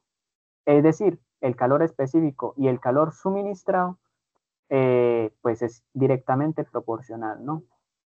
Entonces, ¿qué significa? Vamos a verlo acá. Que si yo tengo mayor calor específico para la sustancia 4, según esta gráfica acá, pues significa que es la que va a necesitar mayor calor o la que tiene que absorber mayor calor para aumentar dicha sustancia en un grado. ¿Es claro eso, muchachos? No entendí. No, Noelia. Ahora sí se entendió. Noelia, ahora sí se entendió o es claro, ¿no, Alison? Listo, listo. Listo, sí, Noelia, bien, bien. Entonces, en base a eso, respondan acá. Uy, no, no se ve muy bien, ¿no? Lástima. Bueno, les ayudo a responder. Entonces, dicho eso, la S4 no, variará en menor cantidad su temperatura. Falso, no va a variar en menor cantidad su temperatura. La tiene que variar en la misma cantidad, es decir, en 1 grado. Recuerde que el calor específico va a requerir variar la misma temperatura en 1 solo grado. Es falsa. Por eso queda descartada la A. La sustancia B, perdón, la sustancia 5 requiere mayor cantidad de calor que el resto de las sustancias para realizar un cambio de fase. Efectivamente. Es decir, va a necesitar mayor calor porque tiene mayor calor específico, ¿no? La C dice, si se desea aumentar la temperatura de la muestra en 1 Kelvin, entonces la sustancia S5 debe absorber más... Ah, perdón. Fíjese bien acá lo que le decían. Acá dice cambio de fase. Acá no nos están hablando de ningún cambio de fase, muchachos. Acá nos están diciendo que las sustancias están en estado líquido. Y no nos están diciendo si queremos cambiarla a estado sólido o a estado gaseoso. Por eso cambio de fase queda descartada. Y por eso nos descarta esa opción. Porque nosotros no estamos hablando de ningún cambio de fase. Nosotros lo que queremos con el calor específico es aumentar la sustancia en 1 solo grado Kelvin o en 1 solo grado Celsius. Y es efectivamente lo que dice acá. Si se desea aumentar la temperatura de las muestras en 1 grado Kelvin, todas las muestras en 1 grado Kelvin, entonces la sustancia 5 debe absorber mayor cantidad de calor. ¿Por qué? Porque como es la que tiene mayor calor específico, pues significa que va a necesitar mayor calor para absorber, tiene que absorber mayor calor para poder aumentar dicha temperatura en 1 grado Kelvin. ¿De acuerdo? Y es por eso que esta es la opción hasta el momento correcta. La sustancia 4 requiere menor cantidad de calor para realizar un cambio de fase. Nuevamente, acá no queremos que cambie de fase líquido a gaseoso, a sólido. De hecho, no nos hablan nada de eso. Solo nos dicen que están en estado líquido. Por ende, queda descartada de una vez. Y la E dice, si todas las sustancias absorben la misma cantidad de calor, entonces la sustancia de menor temperatura inicial variará en mayor cantidad su temperatura. Falso. ¿Por qué? Porque si todas tienen la misma temperatura inicial, al final, ¿cuál? Pues van a... vamos a verlo acá. Recordemos que la variación de temperatura es la temperatura final menos la temperatura inicial. Pero yo quiero que variar la temperatura, como dice acá el enunciado, en 1 grado Kelvin. A todas en 1 grado Kelvin, porque así se define el calor específico, es la cantidad de calor que vos suministrarle para aumentarla en 1 grado Kelvin. Si todas tuviesen la misma temperatura inicial, entonces pues deben tener la misma temperatura final. Por ejemplo, si la sustancia 4 tiene 4 grados, pues acá tiene que ser 5 grados para que 5 menos 4 me dé 1 solo grado Kelvin, ¿no? Bueno, acá me falta el simbolito de grado Kelvin. Y si la sustancia 1, por ejemplo, tiene 4 Kelvin, lo mismo, tiene que tener 5 Kelvin al final para que su diferencia me dé 1 grado Kelvin. Es decir, acá acá. Entonces la sustancia de menor temperatura inicial variará en mayor cantidad su temperatura. Falso. Todas van a variar en igual medida su temperatura. ¿Cuál va a ser la variación? 1 solo grado Kelvin. Porque vuelvo y les recuerdo, el calor específico es la cantidad de calor que le debo suministrar para aumentarla en 1 grado Kelvin. Es decir, para variarla en 1 grado Kelvin. No en mayor medida ni en menor medida. Por eso queda descartada. ¿Es claro el ejercicio, muchachos? Es decir, acá sería la C, ¿no? Como indico acá. Sí, Alison. Ojo con esa palabra, ¿no? No sé si es porque acá en Colombia es grosera, ¿no? De pronto en Chile también, entonces no sería muy correcto decirlo porque estamos acá siendo grabados y etcétera, ¿no? Eso con eso. Para que no le pongan ahí quejas. ¿Se entendió o no se entendió? O lo explico modo fácil. en modo más fácil. ¿Se entendió, Alison? Sí, ¿se entendió? A ver qué me dice Alison. ¿Segura, Alison? Bueno, pues, fíjese bien. Fíjese bien, la opción B y la opción D me hablan de cambio de fase. Cambio de fase tiene que ver con pasar, en este caso, de líquido a, por ejemplo, sólido o a gaseoso. Pero acá no nos hablan ninguna otra información de sólido o gaseoso. Por eso la B y la D, de una vez ustedes la descartan. Y la A, pues ahí ya sí tienen que hacer el análisis, ¿no? Estaría entre la A y la E. La E se descarta porque acá dice que variará, es decir, que su temperatura final va a ser mayor en unos casos que en otros. Y eso es falso porque la temperatura final queremos que varíe en un solo grado Kelvin, porque así se define eh, la capacidad de esta calor específico. Se define como, fíjese bien acá, es la cantidad de energía que se necesita suministrar a una unidad de masa de una sustancia para elevar su temperatura en 1 grado Celsius o en 1 grado Kelvin. Le subrayo acá. Es decir, ¿en cuánto va a variar la temperatura? En un solo grado. Y como acá nos están hablando del calor específico de todas estas sustancias, pues todas estas sustancias variaron en un solo grado, no que una varió mayor en mayor cantidad o en menor cantidad. Por eso la E quedó descartada. Y nos quedaría la que sea. Si todas las muestras absorben la misma cantidad de calor, entonces la sustancia C4 variará en menor cantidad su temperatura. Ah, bueno, lo mismo.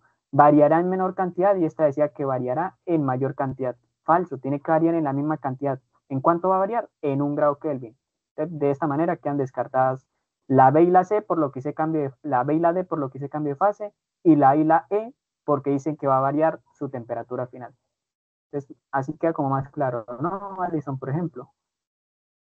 Sí, ¿no? A ver, este ejercicio acá. Dos bloques de igual masa y material tienen distinta temperatura inicial. Entonces tenemos dos bloques. Ojo, de igual, de igual masa y material. Se ponen en contacto al interior de un recipiente aislante y se registra el tiempo que tardan en alcanzar el equilibrio térmico. El procedimiento se repite 20 veces. Y en cada ocasión se procura que la diferencia entre las temperaturas iniciales de estos bloques sea mayor. Ojo con eso que le señalan ahí. Y lo subrayo. En las 20 veces que se va a repetir el experimento, se procura que la diferencia entre las temperaturas iniciales de estos bloques sea mayor, manteniéndose el resto de variables, y ojo con este de acá, manteniéndose el resto de las variables, bueno, manteniéndose el resto de las variables, es decir, que el resto de las variables van a ser constantes. ¿Cuáles son el resto de las variables? La masa y no más. Y otro tipo de variables que de pronto intervengan ahí, ¿cierto? Entonces, es decir, la masa, por ejemplo, es una variable controlada. ¿Qué más nos dicen? ¿Cuál de las siguientes preguntas de investigación se podrían resolver con este experimento? Entonces, ¿cuál de estas preguntas se podría resolver con el experimento, muchachos? Y permítame ahí, se los dejo ahí y voy a prender la luz. Vayan viendo cuál de las opciones les sirve. ¿Listo? Ahí va.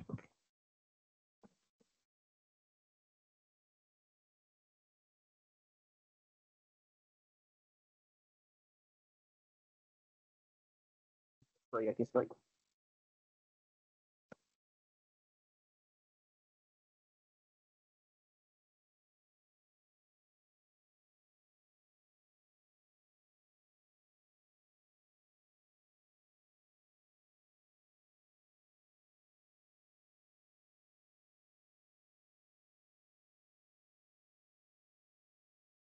Entonces hay que responder a este tipo, bueno, es una pregunta de investigación y pues se plantea un experimento y se quiere saber con el experimento ya planteado, se quiere saber qué tipo de preguntas intenta responder ahí, ¿no? Eso que si le dicen masa en algún caso, como una variable controlada, no va a intervenir. Entonces, las que digan masa, pues, o que hagan alusión a la masa como variable principal, pues no la vamos a tener muy en cuenta porque es una variable controlada. Vamos a ver cuál es la variable independiente y la dependiente y en base a eso, pues, ver cuál es la pregunta que se intenta responder con este experimento planteado, ¿no?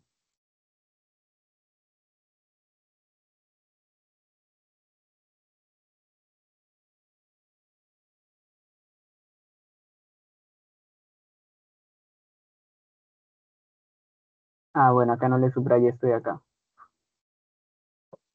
Se registra el tiempo que tarda, el tiempo. Vamos a dejarlo así. O bueno, que si es necesario todo. Es decir, cuando le hablan de se registra, esto es una variable una variable dependiente. Cuando le dicen acá que se hace 20 veces el ejercicio variando las temperaturas iniciales, bla, bla, esto es variable independiente. Y acá le dicen que las demás variables están controladas, es decir, la masa es una variable controlada. Entonces, ¿cuál sería la respuesta? Claro, listo. La E, ¿no? Entonces, a ver si alguien más da una. La B, listo. Entonces, a ver, ¿quién más piensa algo, alguna otra cosa? A ver qué dice Noelia y ya respondo yo.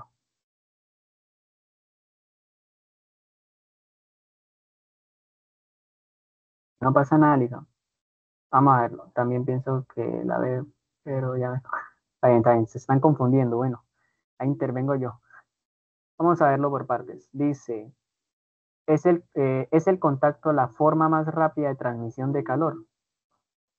Entonces acá nos están hablando de que se está midiendo el tiempo que tardan en alcanzar el equilibrio térmico y se está variando para ver cómo es el tiempo este registrado. Se está variando 20 veces la diferencia entre las temperaturas iniciales de estos bloques. ¿Qué? Que la diferencia entre las temperaturas iniciales de estos bloques sea mayor. Es decir, que se está procurando que la diferencia de las temperaturas iniciales de estos bloques sea mayor. Es decir, cada vez le estamos aumentando la temperatura inicial, ¿cierto? Entonces, esa va a ser nuestra variable dependiente. Acá nos dicen, es el contacto. Acá en algún momento de las variables que estoy subrayando ahí, me están hablando de contacto. No, profe. Por ejemplo, acá me dicen que se registra el tiempo para alcanzar el equilibrio térmico. Acá me dice que se varía 20 veces las temperaturas iniciales. Y acá me dice que se mantiene el resto constante. Es decir, de contacto no me hablan nada. Por ende, descarto esta de acá. La B, la rapidez con la que se alcanza el equilibrio térmico. Entonces, ojo, la rapidez con la que se alcanza el equilibrio térmico. ¿Qué significa la rapidez? Es decir, ¿en cuánto tiempo o qué tanto tiempo voy a necesitar para que se alcance el equilibrio térmico? Y me dicen que depende de la diferencia de temperatura entre los cuerpos. Nuevamente les escribo acá. En verde está la variable. Como se registra la variable dependiente,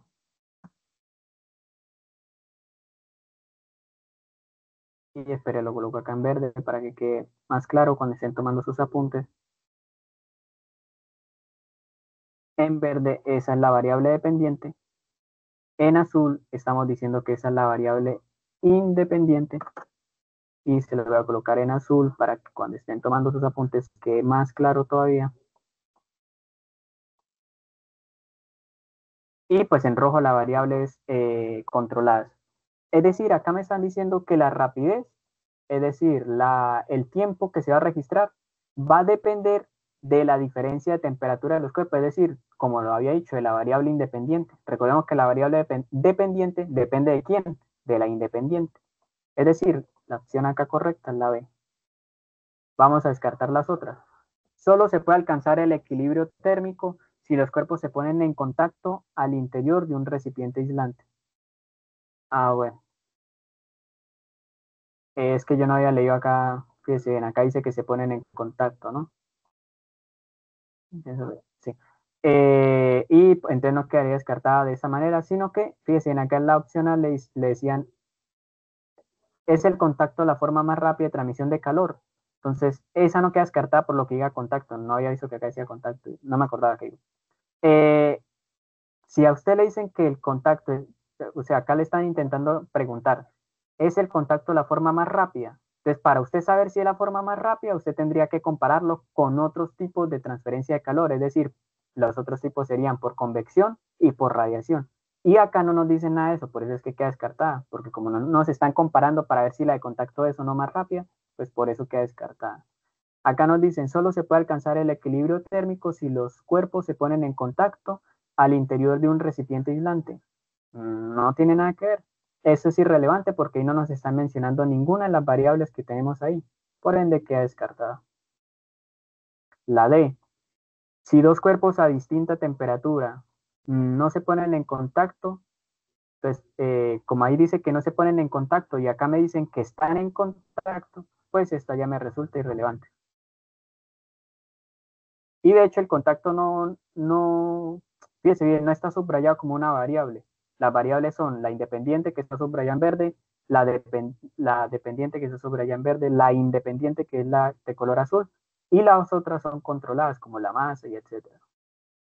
La rapidez con la que dos cuerpos alcanzan el equilibrio térmico depende de la masa. Acá en algún momento me dijeron que dependía de la masa. Es decir, ¿es una variable independiente de la masa? No. La masa dijimos que era una variable controlada porque se mantiene. Entonces voy a subrayarla en rojo para que se acuerden que es una variable controlada. Porque acá dicen igual masa. Y así va a permanecer durante los 20 experimentos que se hagan. Las 20 repeticiones que se hagan, disculpen. Entonces, como la masa no va a variar, pues no es una variable independiente y por ende queda descartada. Entonces, ¿se entendió, muchachos? Muchachos, el ejercicio. Ahí la correcta era la B. ¿Se entendió? Las confundí con el tema de contacto. Sí, listo, listo, listo. Entonces, ojo con eso. Fíjese que en física común no se necesita tanto hacer cálculos. Se necesita es interpretar cuáles son sus variables, qué tipos de variables son, si es dependiente, independiente o controlada, y en base a ello jugar, ¿no?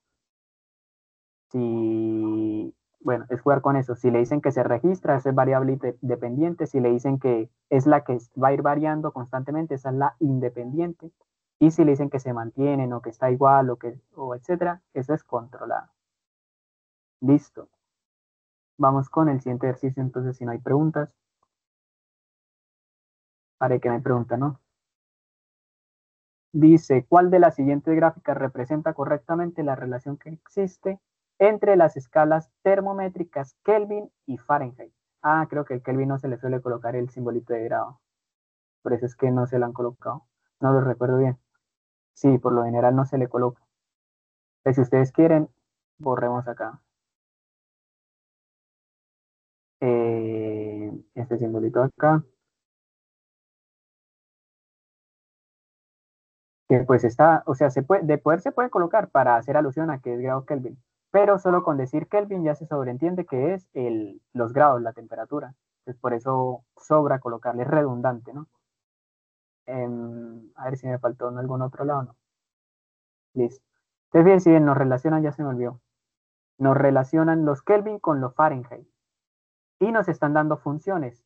Es decir, si usted se da cuenta, cada una de las gráficas, en el eje de la Y o el eje de las ordenadas o el eje vertical, le están colocando qué temperatura, qué escala, la Fahrenheit. Y en las abscisas o en el eje X o como le quieran llamar, el eje horizontal, le están colocando los Kelvin.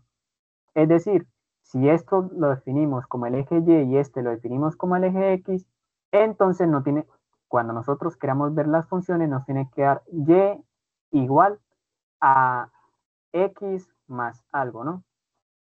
De hecho, como son líneas rectas, permítame, lo voy a escribir de una vez así, a pesar de que no lo hemos visto en física, en matemáticas, ¿no? Porque son líneas rectas, esta es la función de la línea recta. Es decir, queremos la Y o el valor que esté en la Y despejada para que dependa de X y de esa manera, pues, hallar la gráfica, ¿no? Entonces, en este caso, si se dan cuenta ustedes, en el eje de la Y, ¿quiénes están? Entonces están lo que subrayé en rojo, ¿no? Pero borro esto acá, los Fahrenheit. Miércoles borro el que no era. ¿Qué? Aquí, ¿no? Sí. Entonces borré los grados Fahrenheit. Entonces queremos Fahrenheit en función de, si ustedes me permiten, lo voy a escribir así. En función de, y en el eje de las X, los Kelvin.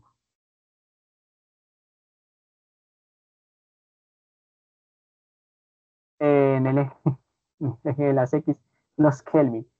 Es decir, queremos la fórmula que está despejada a los Fahrenheit y que está en función o que depende de los Kelvin. Entonces vamos a ver cuál era esa función de acá. ¿Cuál me sirve, muchachas? Entonces, de los Fahrenheit tenemos esta y no más. Ahora necesito que dependa de los Kelvin. Entonces acá vemos que depende de los grados Celsius, acá vemos que depende de los Kelvin. Entonces, ¿cuál nos sirve? ¿La de la izquierda o la de la derecha? Ayúdenme.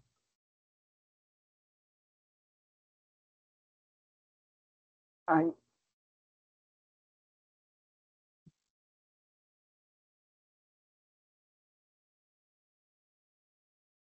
izquierda, ¿no? Es decir, acá vemos que tenemos los Fahrenheit, que este va a ser el eje Y, y acá vemos que tenemos los Kelvin, que va a ser el eje de las X, ¿cierto? Entonces, si ustedes se dan cuenta acá, esto es como la pendiente, ¿cierto? Es decir, recuerde que la ecuación de la recta y igual a mx más b, donde m es la pendiente y b es el punto de corte con el eje y. Entonces, esto es como la pendiente. Ustedes en la pendiente, más allá del valor, tienen que darse cuenta el signo. Y el signo es positiva. ¿Qué significa que la pendiente sea positiva? Que va a ir aumentando. ¿Qué significa que la pendiente sea negativa? Que va a ir disminuyendo. La función lineal en este caso, ¿no? Entonces vemos que como es positiva, va a ser una línea recta que vaya en aumento. Ahora, vemos que acá el B es más 32, ¿cierto? Entonces, bueno, tendríamos que hacerlo acá. Espérenme, voy a llevarlo esto para acá.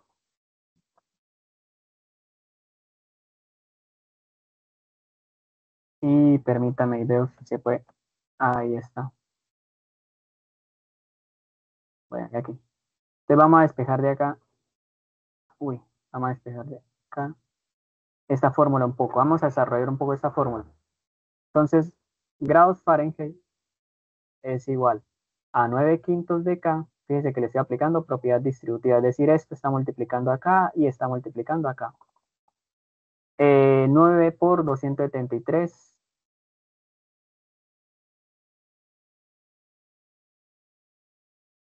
Dividido entre 5. Y a eso más el 32 que tenemos acá. ¿Cierto? Fíjense bien lo que les decía. Ah, bueno, acá me faltó la K. Que era 9 quintos por K. Y aquí se ve un poquito más claro, ¿no? Que esta es la Y, que esto de acá es la M, que esta de acá es la X, y que esto de acá va a ser el punto de corte. Entonces vamos a ver dónde sea ese punto de corte. Entonces vamos a hacer esta operación de acá. Entonces, si ustedes me permiten, voy a hacer, bueno, vamos a hacerlo acá. Vamos a multiplicar 273 por 9, esto me da 9 por 3, 27, llevo 2, 9 por 7, 63, 65, 65, llevo 5, 6, perdón, 9 por 2, 18 y 6, 24. Y eso lo voy a dividir entre 5 de una vez mejor.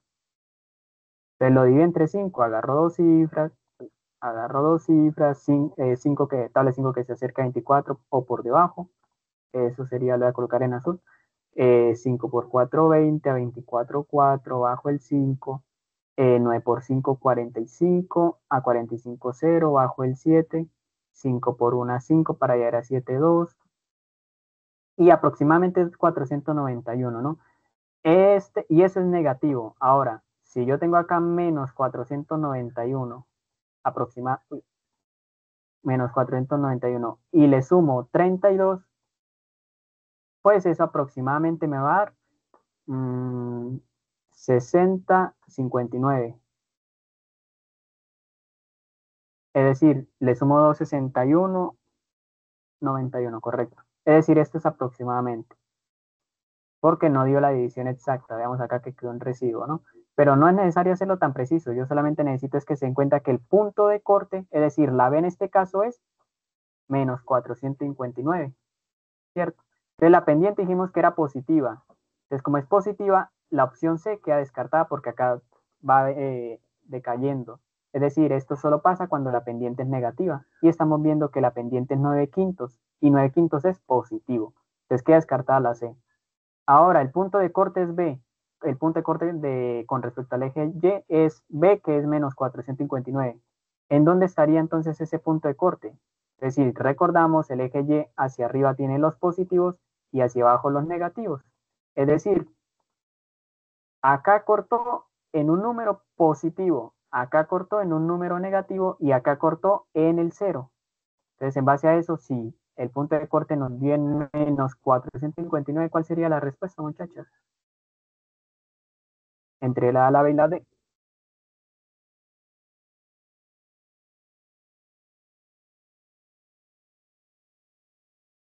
Está bien si no se está entendiendo del todo por el tema de la ecuación de la recta, muchachos, porque es error mío más que todo, de que no lo hemos visto en matemáticas. Y entonces se supone que tendríamos que estarlo viendo ahorita, pero es un tema de matemáticas. Entonces, por eso lo estoy así como suponiendo que ya se entiende, ¿no? Pero si no se entiende, me dicen. Y yo intento ser lo más claro posible. Entonces, ¿cuál sería? A ver, la B. A ver quién dice otra opción de pronto. No entendí. Está bien, Noelia. Esta fórmula de acá, vamos por parte, Noelia. Esta fórmula de acá se entiende porque la hicimos, la desarrollamos ahorita teóricamente, ¿no? Eso ahí se entiende, ¿cierto, Noelia? Vamos por partes. Sí, listo, listo, listo. Entonces, fíjese bien. Vamos a desarrollar un poco esta fórmula. Entonces, fíjense bien, como yo acá tengo paréntesis, pues aplico propiedad distributiva al 9/5 acá y acá. Porque como está, recordemos que los paréntesis indican multiplicación, entonces multiplico al acá y multiplico al 273. Es decir, 9/5 por K me da 9/5 de K. Y 9/5 por 273, pues 9/5 por 273, como lo digo acá. ¿Se entiende esa parte ahí de azul que estoy subrayando, que estoy encerrando, Noelia? Sí, listo, listo. Vamos por partes, ¿saben? Y el más 32, pues el más 32 de acá. ¿Qué pasa? Yo 9 lo multipliqué, vamos a resolver este cálculo acá, 9 lo multipliqué por 273 y lo dividí entre 5. Bien, entonces 9 lo multipliqué por 273 y lo dividí entre 5 al resultado. Y eso me da 491, es decir, menos el resultado este de acá, que es 491. Mírelo acá. ¿Sí lo ven? ¿Se entiende ese menos 491, Noelia?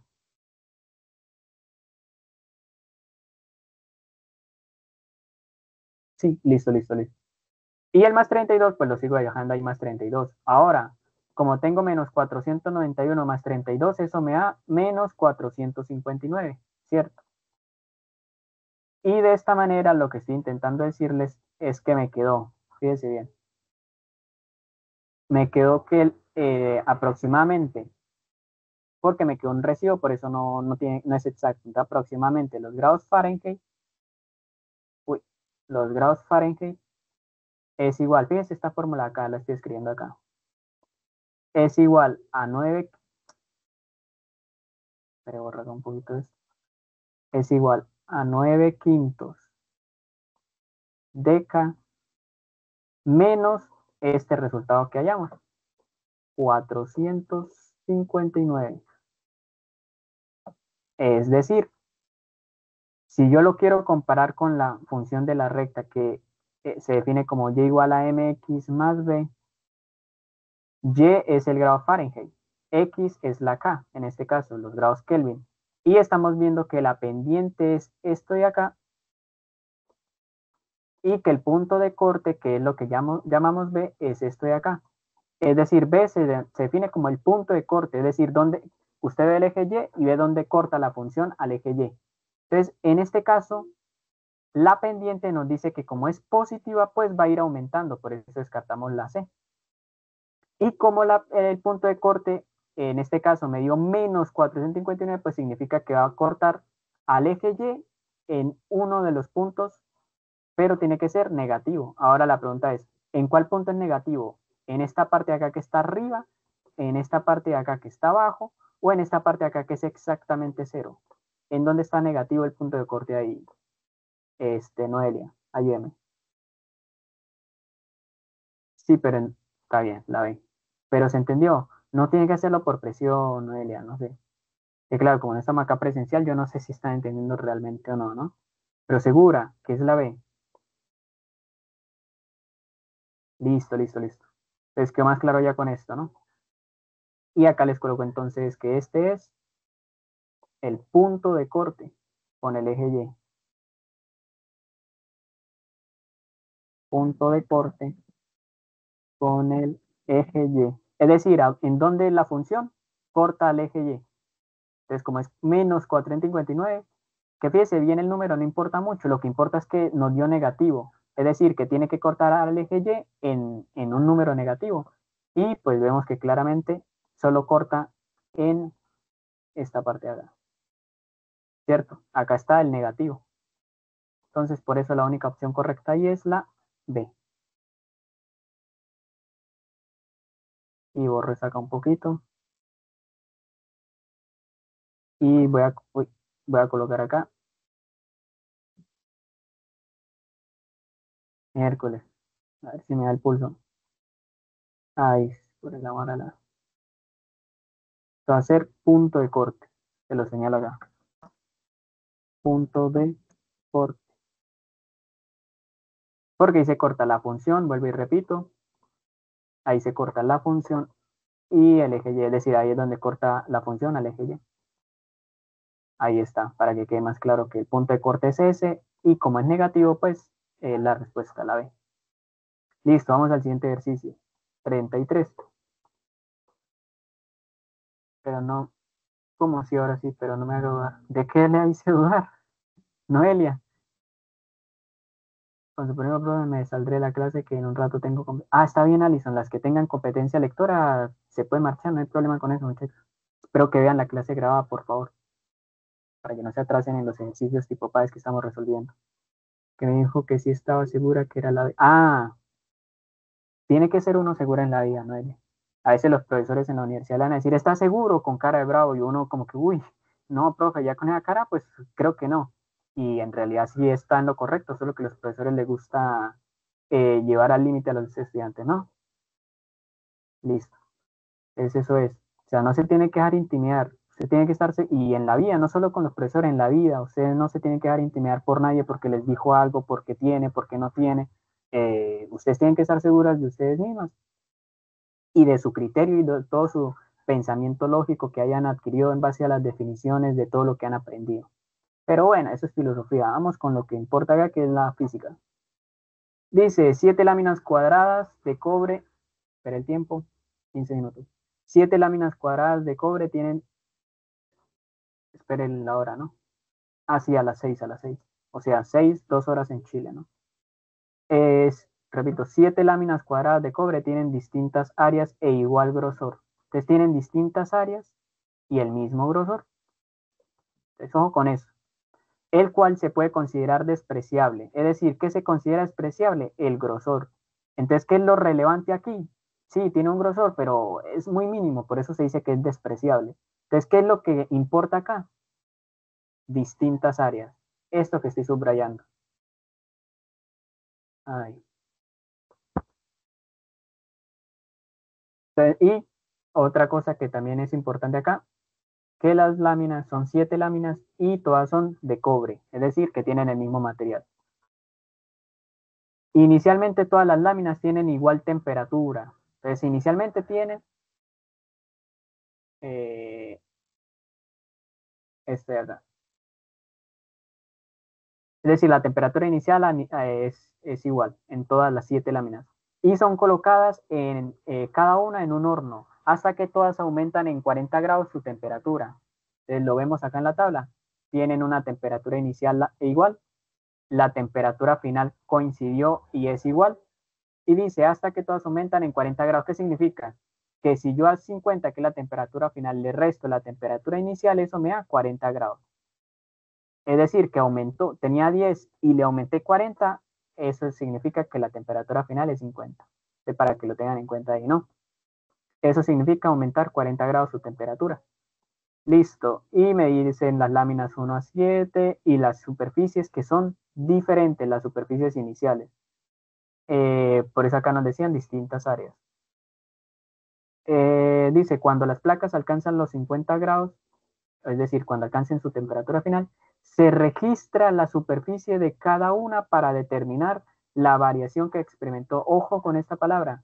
Si dice que se registra, eso es una variable dependiente. Es decir, que se registra la superficie después de alcanzar los 50 grados, es decir, la superficie final.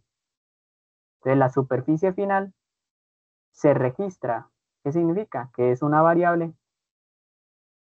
Se los coloco acá. Variable dependiente. Siempre que les digan que se registra, eso es una variable dependiente. Porque va a depender de otra variable que sí va a ir variando. Y variable variando, valga la redundancia, ¿no? Listo. ¿Qué más nos dicen acá? Para determinar la variación que experimentó cada una de ellas. Listo. ¿Cuál de la siguiente hipótesis podría demostrar o refutarse a partir de la experiencia? Entonces, fíjese bien, acá ya tenemos nuestra variable dependiente, pero fíjese bien acá, ¿qué es lo que está variando? Si todas tienen la misma temperatura inicial, la misma temperatura final, hasta el mismo grosor, ¿qué es lo que está variando? La superficie inicial, ¿cierto? Porque para la lámina 1, que es el mismo materialito, es decir, lo único que está variando acá es la superficie inicial. Es decir, la superficie inicial es nuestra variable independiente. Se va a hacer el copy-paste mejor.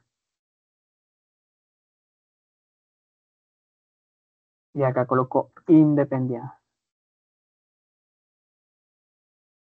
¿Y qué significa eso? Que las que siguen igual, las que son constantes, son variables controladas. ¿Cuáles son las variables controladas? Temperatura final, temperatura inicial, grosor, hasta el tipo de material, porque dijimos que todas eran de cobre. Ahora, en base a eso, respondan a la pregunta. Espérense, corro un poquito para la izquierda. Y ya las leo, muchachos, que nos están abandonando algunas por lo de competencia lectora. Espere a ver.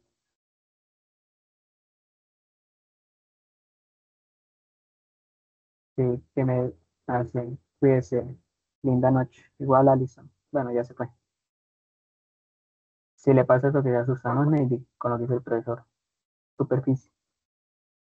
Muy bien. La superficie final es la variable dependiente, la superficie inicial es la variable independiente. Se dice cuál de la siguiente hipótesis podría demostrarse o refutarse a partir de la experiencia realizada. Entonces, ¿cuál hipótesis se puede demostrar o refutar con estos experimentos?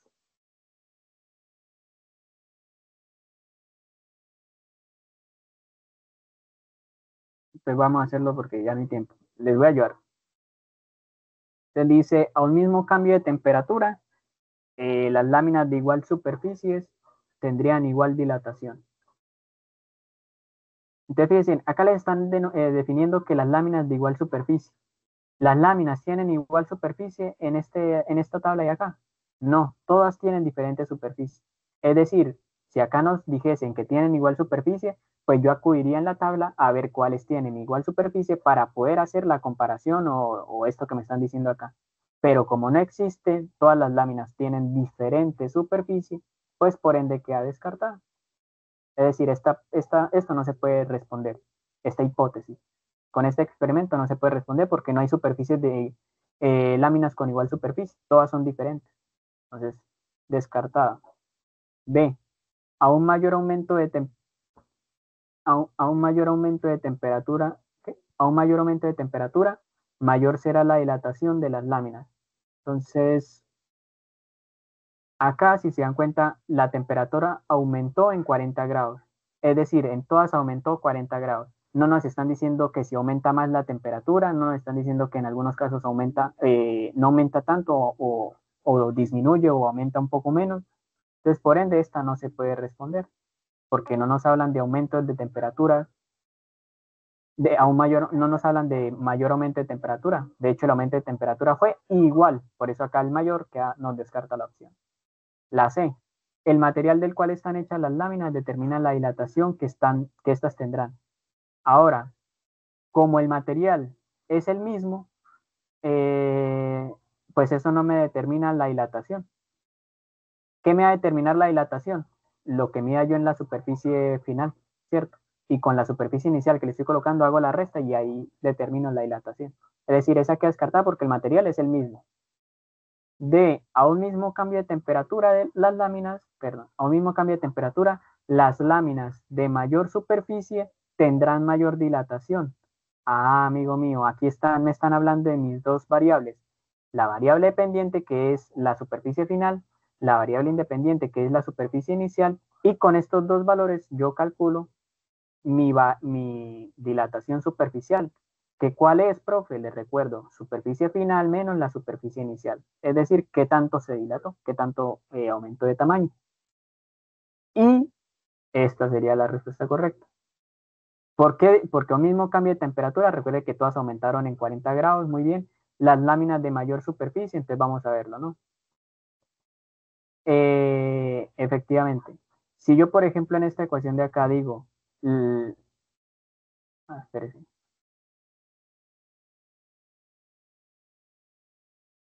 Sí.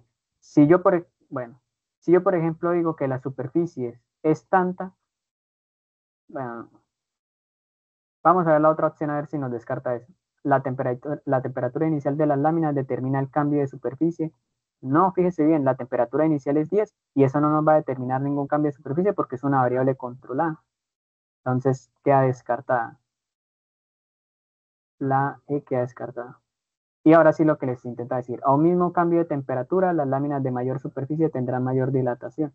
Efectivamente, cuando nosotros veíamos eh, la fórmula de la dilatación superficial, vuelvo y la escribo acá, la dilatación superficial era igual a un coeficiente, que tenemos que saberlo, multiplicado por la superficie inicial, y eso multiplicado por la variación de temperatura, es decir, temperatura final menos la inicial.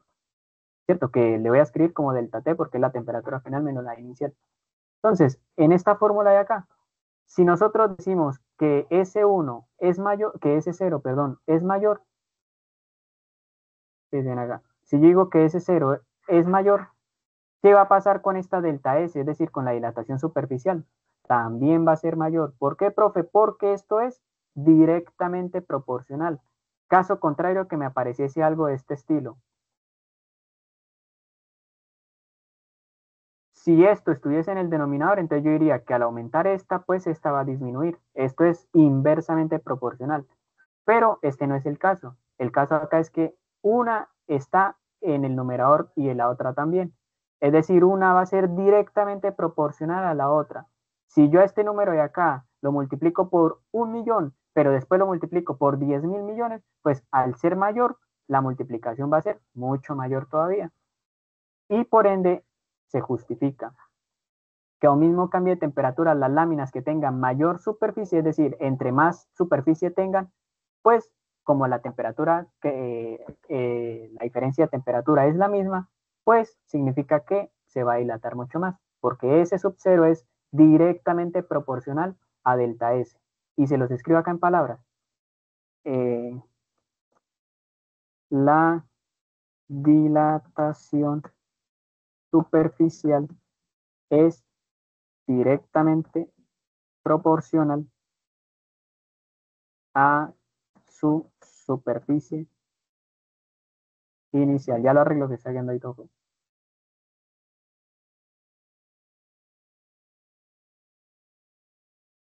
Y eso es lo que intento decir con esta flechita de acá.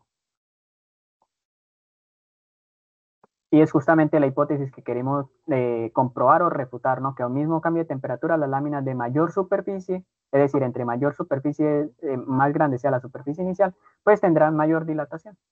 Que la dilatación superficial es el delta S, por eso repito acá. ¿Queda claro el ejercicio, muchachas? Uy, nos abandonaron muchos. Ah, no, más o menos. Sí, pues maybe, segura. Pasa nada, maybe.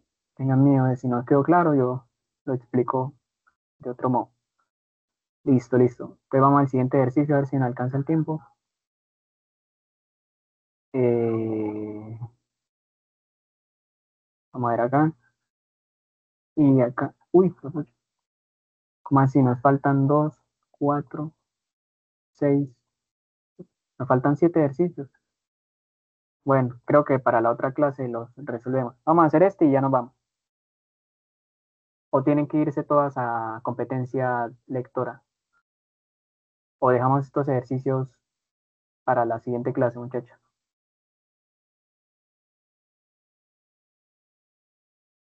O hacemos uno ya.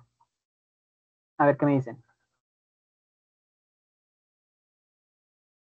¿Hacemos uno y dejamos 6 para la siguiente clase o dejamos los 7? Haga el último, listo. Vamos con el último. Dice, una sustancia desconocida inicialmente en estado sólido al calentarla se comporta como lo muestra la siguiente figura. Entonces usted acá está viendo que le está calentando, es decir, que le está aumentando acá el calor. Fíjese. ¿Y qué va a pasar con la sustancia? Entonces pasa que tiene una temperatura cero, después aumenta hasta T0, va a llegar un momento en que la temperatura no va a aumentar, luego otro momento en que la temperatura va a aumentar más, de T0 a T1. Bueno, acá dice T sub 1, acá dice T sub 0, por si no lo logran ver desde la pantalla, ¿no? Muchachos, disculparán ahí. Y va a llegar un momento en que la temperatura va a estar constante, pero después va a aumentar. Esa es la sustancia desconocida y nos dice, donde se puede apreciar el calor, ¿qué? Donde se puede apreciar el calor que se le entrega versus la temperatura que adquiere, es decir, calor versus la temperatura. De acuerdo a lo mostrado, es correcto inferir que. Entonces, vamos a leer las opciones. Veamos un poquito para acá. Ah, sí, miércoles. Ahí está. Dice la primera, al entregarle un total de 3.000 calorías no ocurrió cambio de fase, es decir, un total de 3.000 calorías sería acá. La pregunta es, ¿hubo cambio de fase? Entonces, esto de acá, esto de acá, cuando ustedes vean que cuando se está calentando un objeto y me está dando una gráfica en donde la temperatura es constante, a eso de ahí y a esto de acá se le suele llamar cambio de fase. Y de hecho se dice que la sustancia está ahí absorbiendo calor. Ay, se me olvidó la palabra. Calor, por acá estaba la palabra. Pero ya lo veo. Que es que la olvidé y estamos falta de tiempo y necesito recordarlo rápido. Pa, pa, pa. No, por aquí no. Y tampoco. Ah, ya, calor latente. Que no lo recordaba, muchachos, disculpen. De hecho, acá se dice entonces que en el cambio de fase está absorbiendo la sustancia un calor latente, del tipo latente. ¿Y qué significa? Que está cambiando de fase. Es decir, si acá supongamos que estaba en líquido y acá en gas, entonces acá se está haciendo el cambio de fase. Y lo mismo, si acá tenemos gas y acá tenemos, perdón, si acá tenemos sólido y acá tenemos líquido, acá es donde se está dando el cambio de fase. Y si acá tenemos líquido y en esta parte de arriba tenemos gas, acá se está dando el cambio de fase. Y en esos cambios de fase se está absorbiendo calor latente. Entonces, acá dice que al entregarle un total de 3.000 calorías no ocurrió cambio de fase. Falso, sí ocurrió, mire. Acá estaba de una fase, acá está de otra fase y acá está de otra fase. Entonces, sí ocurrió en esos 3.000 calorías que se suministraron, sí ocurrió cambio de fase. Entonces, por ende, queda descartada. Siguiente, entre, ¿te la leo? Siguiente, entre las 100 calorías y 1.000 calorías, el cuerpo se mantiene en estado sólido. Entonces vamos a verlo. Entre las 100 calorías sería acá y 1.000 calorías sería en esta parte de acá. Ahora, en esta parte se mantiene, dice, el cuerpo se mantiene en estado sólido. No, el estado sólido en todo caso sería este de acá. El estado líquido sería este de acá y el estado gaseoso este de acá. Entonces ahí no se mantiene en estado sólido, por ende queda descartado. Siguiente opción. Después de haber recibido más de 3.000 calorías, la sustancia está en estado líquido. Falso. Acá está en estado líquido, pero acá antes estaba en estado sólido y después estaba en estado líquido, en estas 3.000 calorías. Por ende, esa queda descartada. No permaneció en estado líquido. De hecho, cambió. Por último, se necesita más energía para pasar del estado líquido al estado de gas. Entonces vamos a ver el estado líquido. El, el estado líquido sería de acá a acá. Mentira. Pasar del estado líquido al estado gas sería esto de acá. Ahí, hasta acá. Aquí es donde se pasa el estado líquido al estado gaseoso, ¿no? Esta partecita de aquí. Entonces me dice, se necesita más energía para pasar del estado líquido al estado gas que para pasar del estado sólido al estado líquido. Entonces vamos a verlo. El estado sólido al estado líquido. A ver si coincide con las líneas esas de ahí. Ahí va. Entonces, ¿en dónde se necesitó más energía? ¿Aquí o aquí? Entonces, como vemos, acá estamos cerca de los 3000, acá estamos cerca de los 1000, es decir, se necesita más energía en esta parte que estoy encerrando entre las barras esas azules, ¿no? Y acá nos dice efectivamente, se necesita más energía en las barras azules que en las barras rojas, efectivamente. Ahora vamos a ver la siguiente opción. Sin importar en qué estado se encuentre la sustancia, al ir recibiendo energía, siempre estuvo aumentando su temperatura. La pregunta es, ¿siempre estuvo aumentando la temperatura? Falso. En esta parte de acá no aumentó la temperatura. Estuvo constante. En esta parte de acá no aumentó la temperatura. Estuvo constante. Por ende, no siempre aumentó la temperatura. Entonces, por eso queda descartado. Y única opción, uy, se coloco esto. Y única opción posible, la D. Entonces, para que quede más claro, permítame algo acá. Sólido, líquido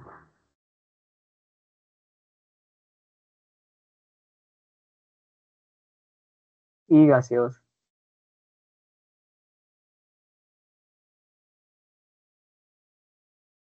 Entonces, esos estados son estos de acá.